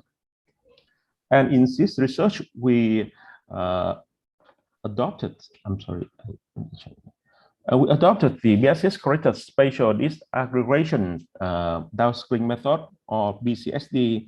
It is the statistical downscaling method invented by Wood et al. In 2007. And according to the author, when the conditions are met, the quality of BCSD downscaling is comparable to any state-of-the-art diagonal downscaling. And the BCSD downscaling approach can be divided into the two major steps, as you can see in the diagram in here.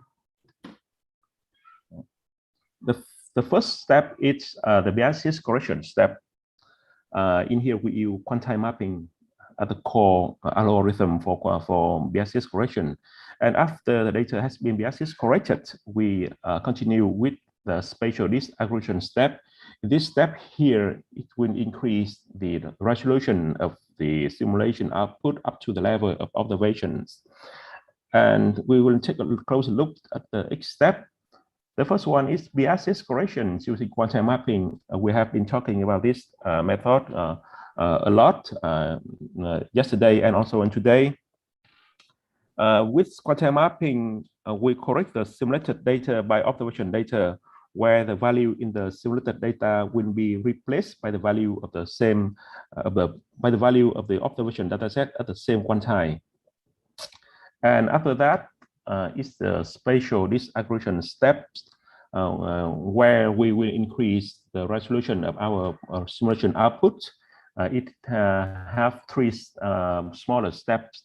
The first one is that we calculate the change factor for temperature and precipitation by computing the difference between the future simulation and the historical climatology. And after that, we interpolate the change factor into the final resolution at the same level of observation data. In here, we target the 0.1 degrees resolutions. And in the last step, we mark the 0.1 degree change factor with the observed climatology by randomly select a month and each days, and scale it with the change factor calculated in the second steps. And the result in here, we will have the downscale climate data at the same level with observation data. And it's about it's all about the method. And here is our setup for the data set. For training and testing configurations, we use the 26 years of historical data to build the data set. Of that, we use the first 16 years for training and the last 10 years for the independent data set. And after the validation of the models, we will use the whole 26 years to build the data set, and with the target resolution of 0.1 degree. And so we focus on to the end of the 21st century. And with this method, we target to use the maximum number of the model as possible.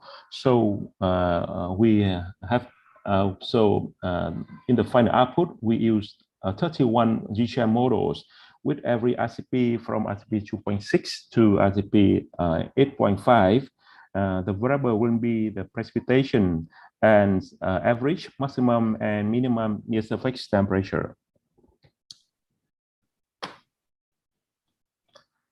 The observation dataset we use in here called the BNZC dataset, which was prepared upon the nearly 500 ringgits and 157 weather stations for temperature.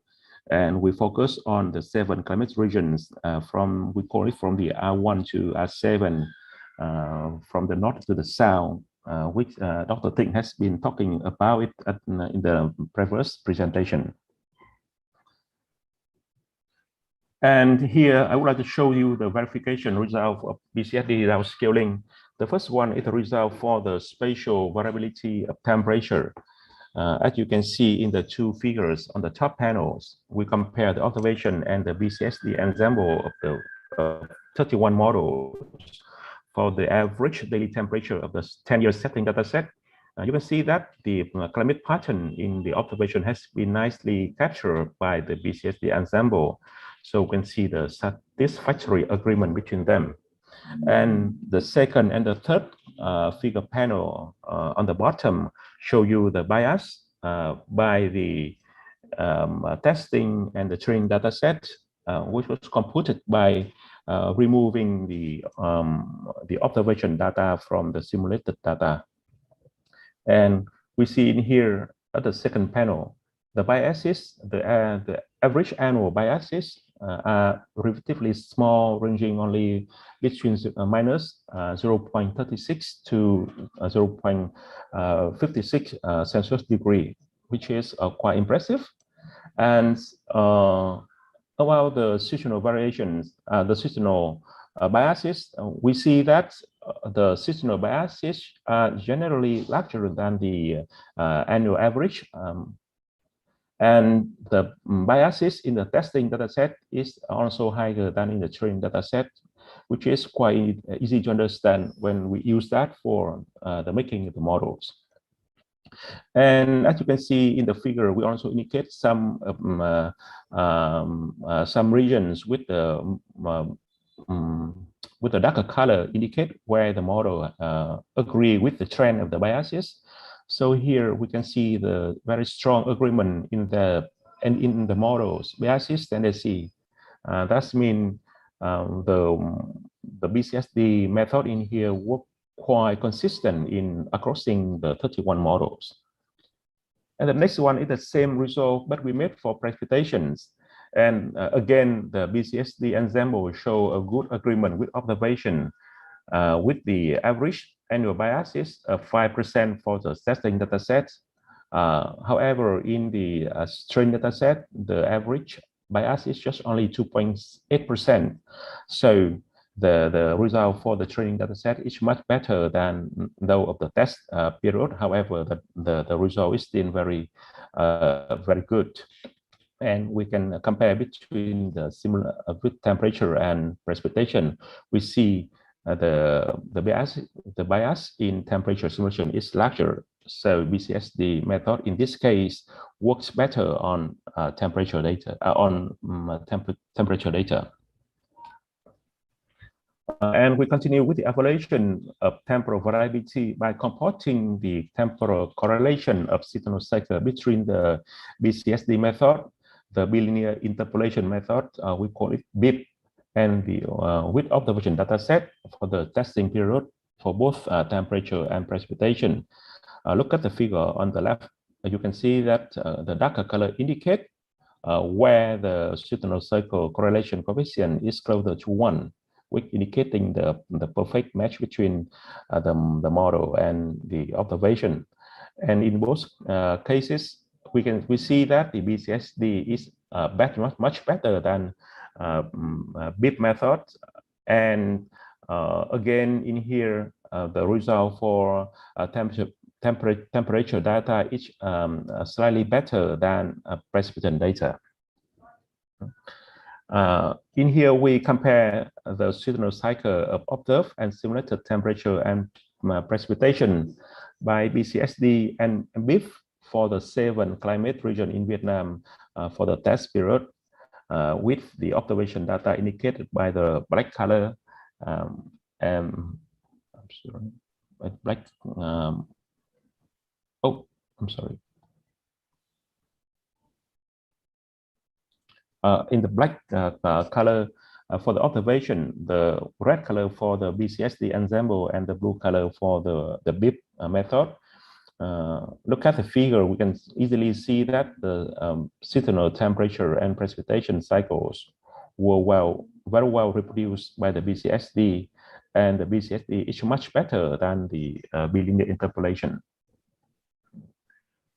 We continue with calculating the added value of the BCSD method over the BIP method to see if it's worth our effort to develop.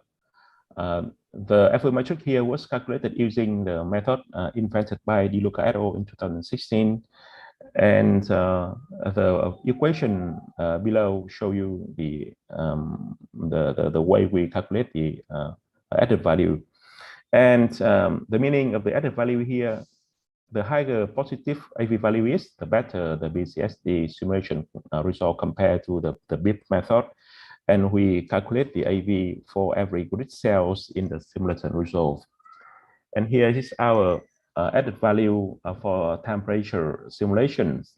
The red color here indicate the positive AV value, and as you can see, the positive AV value is overwhelmed in every models, with the average positive with average AV value account for 97.3% across the model, and the lowest AV found is 94.4%, which indicates the BCSD is much better than the bilinear interpolation. And again, with the same result has been found in the downscaling result for the precipitations, where the BCSD is continue to outperform the bilinear interpolation. So from here, we can conclude that the BCSD method is worth our effort and is much better than the traditional and simple bilinear interpolation. From that, we continue to use the newly developed data set to investigate some of the change in the Vietnam climate condition at the end of the 21st century. In these figures here, you see the projected temperature change and uncertainty for the global on the left, and for Vietnam on the right. And we see that the average warming trend in Vietnam are slightly smaller than global average. And however, the model variability is generally larger in Vietnam, which is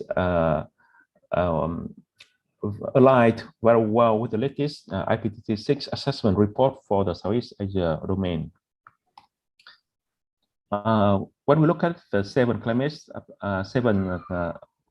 climatic substitution of Vietnam at the end of the 21st century, in this figure here, we compare the change in temperature at, between the last 20 years of the 20th and the 21st centuries, where the observation data indicated by the red and by the black matching line, and the other scenario indicated by the different color.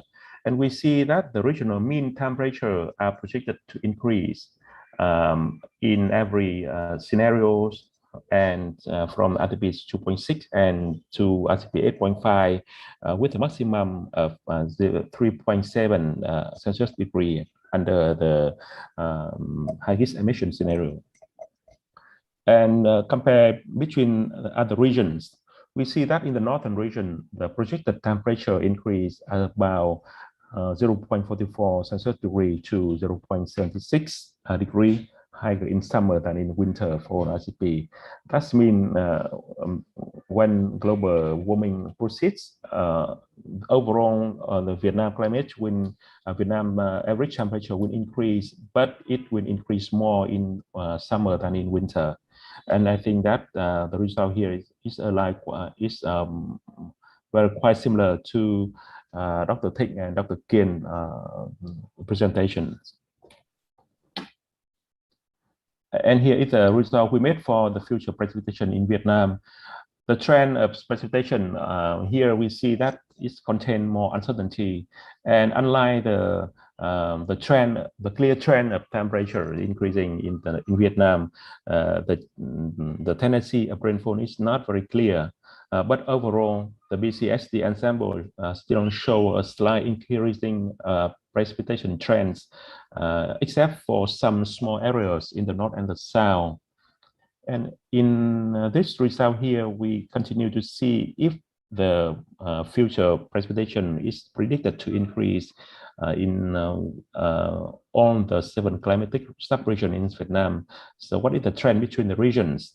We see that the average change of PTSD ensemble vary from 0.31% to the 3.54% under aspect 2.6 and up to 9.5% under aspect 8.5. However, the tendency is not very clear at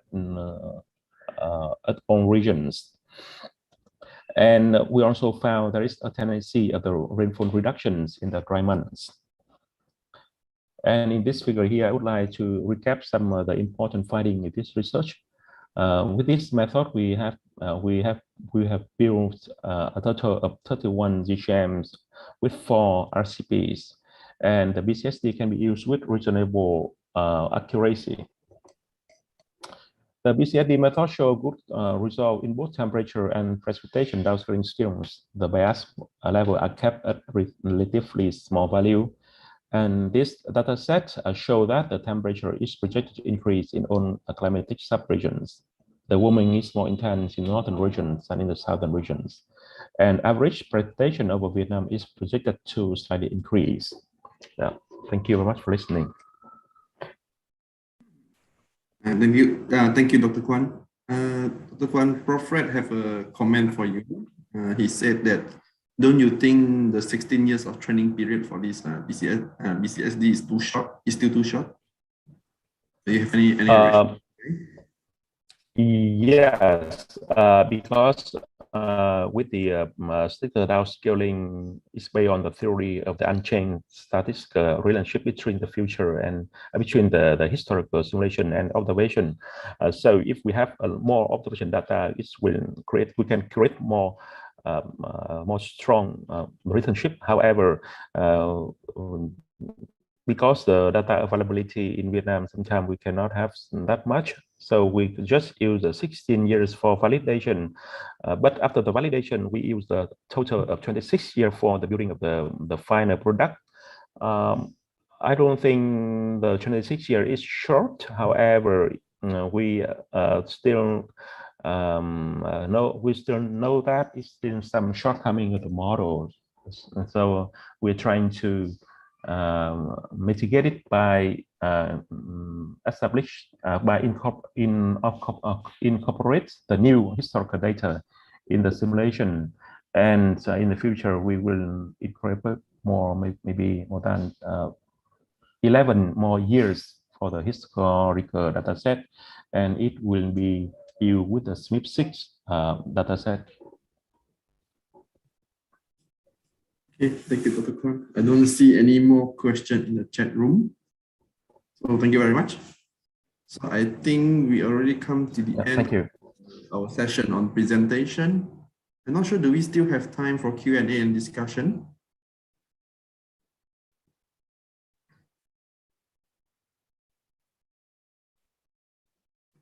So are we going to have our Q&A and discussion local committee? Actually, probably no more because after the talk, actually, we provided some time for Q&A as well. So maybe unless there are other questions from the audience, otherwise perhaps we pass this to Master of Ceremony. I think before that, maybe we should mention a bit, Prof, about the website. Say if anyone want to find contacts on people who work on CORDEX C, you can go to the website posted in the chat. Yeah, ukm.edu.my/clit-codex. You can find our contacts there. And I think there's another about the RU core website. Yeah, I think whoever needs to use the portal can access. Can look for the link in the chat room. Yeah. Yeah, the second link there basically lead you to the success, which is the data portal where the CORDEX Southeast Asia simulation data being archived. As I mentioned yesterday, that this is part of the ESGF data node, which is the only one available in Southeast Asia. Okay, I think maybe that's all from us. So pass back the session to the Master of Ceremony. So thank you very much. Thank you, Dr. Fei and Dr. Chung, for leading such a wonderful and fruitful discussion. And once again, I'd like to thank you, our eminent speaker, for sharing their knowledge and expertise to all of us here today. Next, let me invite CORDEX SAT member and coordinator for CORDEX Southeast Asia to say a closing remark for today's session. Professor Dr. Fredolin Tangang, the time is yours. Thank you, Ms. Linda Natalia. Actually, in the schedule is supposed to be Dr. Urip Haryoko that's supposed to close this workshop, but I was told that he is actually currently in the United States, and in the US this is about 4 o'clock in the morning, so so I've been asked by local organizing committee to substitute him to provide a closing ceremony. For your information, we have another one day tomorrow, but this is actually limited to the project member because we are discussing about the progress of the project and many other technical issues. So basically, a coordination meeting in not meant for other scientists to join.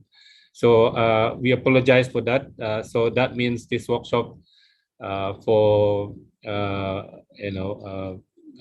members, audience participant interested in CORDEX Southeast Asia.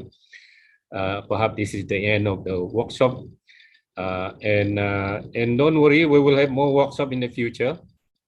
But I think this has been a very interesting workshop. If I can quote the number of participants yesterday and today, in the Zoom, participant, we had 300 participants yesterday. But following live through YouTube, we had almost 1,000. So if you add that number, we will have around 1,300. So this is phenomenal, I would say so. If we have a face-to-face workshop, we will have only like 50. The most is 50 people. This is why I said that. Having an online workshop like this is also an advantage because in terms of delivering the information, perhaps as effective as having face-to-face workshop, but face-to-face workshop only like a fraction of what we have in the number of participants. Today a little bit less. We had about almost 250, but even 250 is huge number if we compare with face-to-face. So we learn a few things in this workshop. Maybe I can summarize a bit, a few takeaways. I don't have any notes here, so I'm just trying to speak freely here. First, we make some progress on the CORDEX Southeast Asia. In CORDEX Southeast Asia, our objective is to advance the science of regional climate downscaling and also application through partnership. Indeed, through partnership that we made this progress. Be able to provide high resolution projection 25 kilometer, and soon we will have 5 kilometer, to be used by the impact assessment by countries in assessing the impacts, in risk of future climate change. But having said that, the work has not, there's still plenty of work that to be done. Within the modeling itself, we still have issue like biases that we need to take care to improve. And soon we will embarking into CMIP 6 downscaling. So perhaps in the future we will also be going into much higher resolution where we can apply this so-called convective permitting scale, which is resolution perhaps can go higher than 5 kilometer, maybe 2 kilometer. But what kind of challenges is there? But at the same time, within CORDEX, we are also starting to venture into statistical downscaling. In fact, Irene perhaps is still, Dr. Irene is still among the participants. He reminded me that CORDEX has just, formulated CORDEX ESD protocol.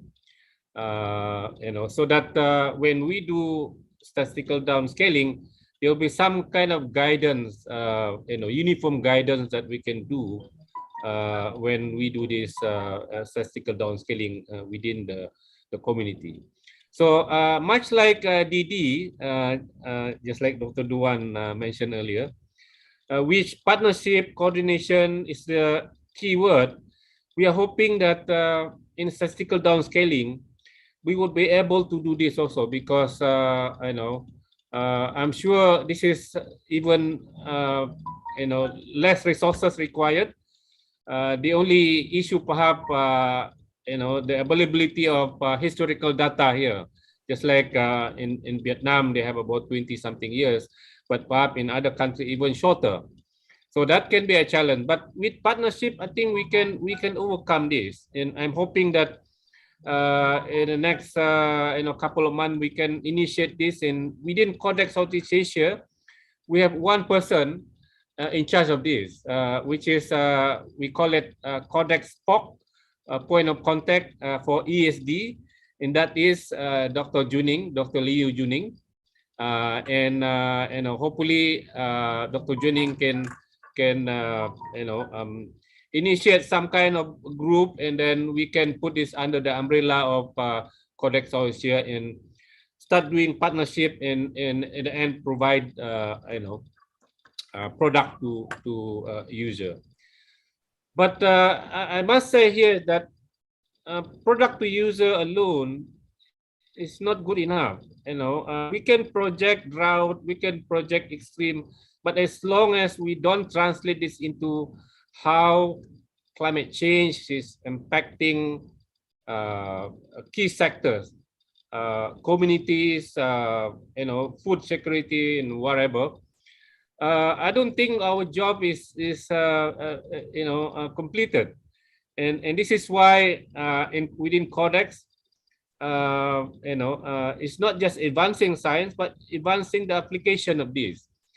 And if we look at the sample of presentation that we had in this 2 days workshop, perhaps the keyword that we can find here is that there's some kind of diversity. In some country, kind of advanced in terms of translating this, for example, the work of Dr. Gerson I'm quite impressed. I realized that he was quite busy for many months, but now I know why he is so busy, produce that kind of work. But we also work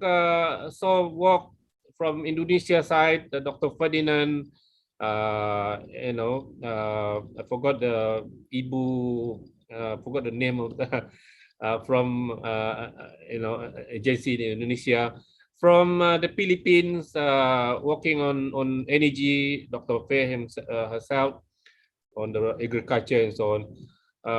But don't forget, we have other countries within Southeast Asia that are not present here.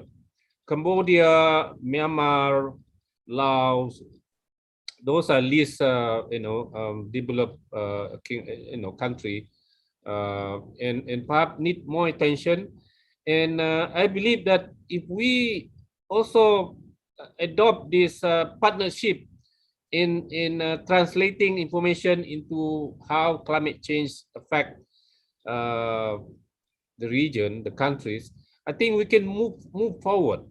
So I think the keyword here, we need to collaborate. It's not just in downscaling, but in applying, in using the data, so the modeling group, the climate modeling group, and the impact assessment group, I think need to work together. Need to work together in addressing these gaps within the region. So I think we learned so much about this workshop, and the work is not finished yet. But I'm grateful that we are halfway. Tomorrow we have members of the CORDEX still have 1 day, but so far I think I'm quite satisfied about this workshop. But there are a lot of preparation to have this workshop, believe me. And this is not possible without the support of many institutions, the LOC. So I'm grateful to Her Excellency, Professor Dwi Koreta, the head of BMKG, for her support. And of course, without her support, we don't have like 15 people now in the hotel supporting the running of this workshop. So I'm thankful to Dr. Dodo in his team. Kadarsa, I cannot mention everyone here. Linda, Andy Mario. I wish I can mention everyone, but I cannot mention everyone. At the international level, of course, we do have WCRP, who provide funding for this workshop. And of course, I will not forget mentioning the APN. In the opening ceremony, we have the director of APN, Mr. Ushio Toyama, who provided give a speech. And of course, Dr. Linda was also in the yesterday, and many other organizations that provided this. And of course, on top of that, we have Dr. Irene, who has been instrumental in guiding us, throughout this process of organizing this workshop. She's the director of the CORDEX International Project Office. So many people involved. It's not possible only one person or two person, but overall, I think this has been a success. And I'm kind of reluctant to close this, partly because we still have 1 day tomorrow, partly like we need to have this kind of workshop in the near future. And I can announce perhaps sometime maybe next year, maybe in April or May, we will have a workshop in Bangkok, perhaps in a hybrid mode,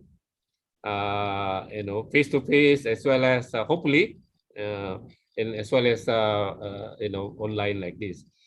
So we learned a lot of things here.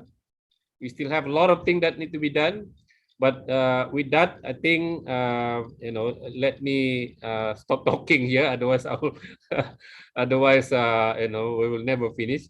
So thank you so much, and hopefully we will strengthen our collaboration in partnership, not just in regional climate modeling, but in advancing the application to this in work with the adaptation community. So thank you so much. Back to you, Linda. Thank you, Prof. Tangang, for delivering closing remark for today's session. As a reminder, participants, please kindly to fill the attendance list that we have already put it in the chat.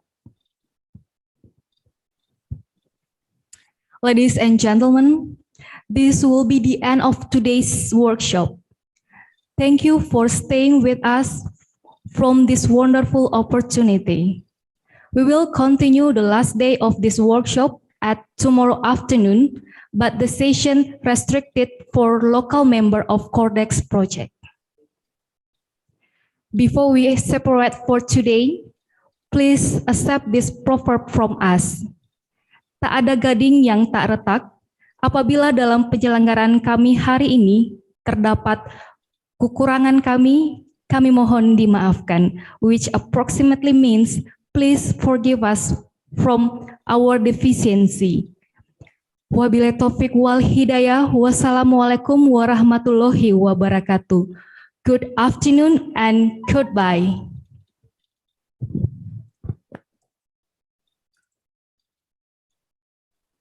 Thank you, Prof. Tangang. Thank you, Prof. Thank you, Dr. Nur, and thank you, Irene. I hope my speech was okay. Thank you, There's Dr. no text. Thank you. Bye bye. Yeah. Well done, Fred. Yeah. Thank you for that. Yeah, Yes. thank you, Dr. Irene. You've been very helpful. It's been nice, although I missed a bit today, but it's been nice. Could I also ask you if you will share the link with participants afterwards if we would like to look at some parts of this workshop afterwards? Might be nice to show work that has been done. The recording actually available on YouTube. Okay, could you send the link to the participants, or is the link already out to everyone? I believe it's out everyone, right? Otherwise, LOC will follow up this. Okay, thank you. Yeah. In fact, if you just Google CORDEX Southeast Asia, you will get this. Yeah. In YouTube. Yeah. I think it would be very nice if some of the examples of practice where it's put into practical use here, the CORDEX data would be very valuable. We would really like to, for instance, put them up on the CORDEX website, a few examples. That would be very nice. Yeah, sure. Yeah, maybe we can discuss a bit on this one later on, Dr. Irene. But perhaps like what Jerison did is kind of nice. Exactly. Yeah. Very nice.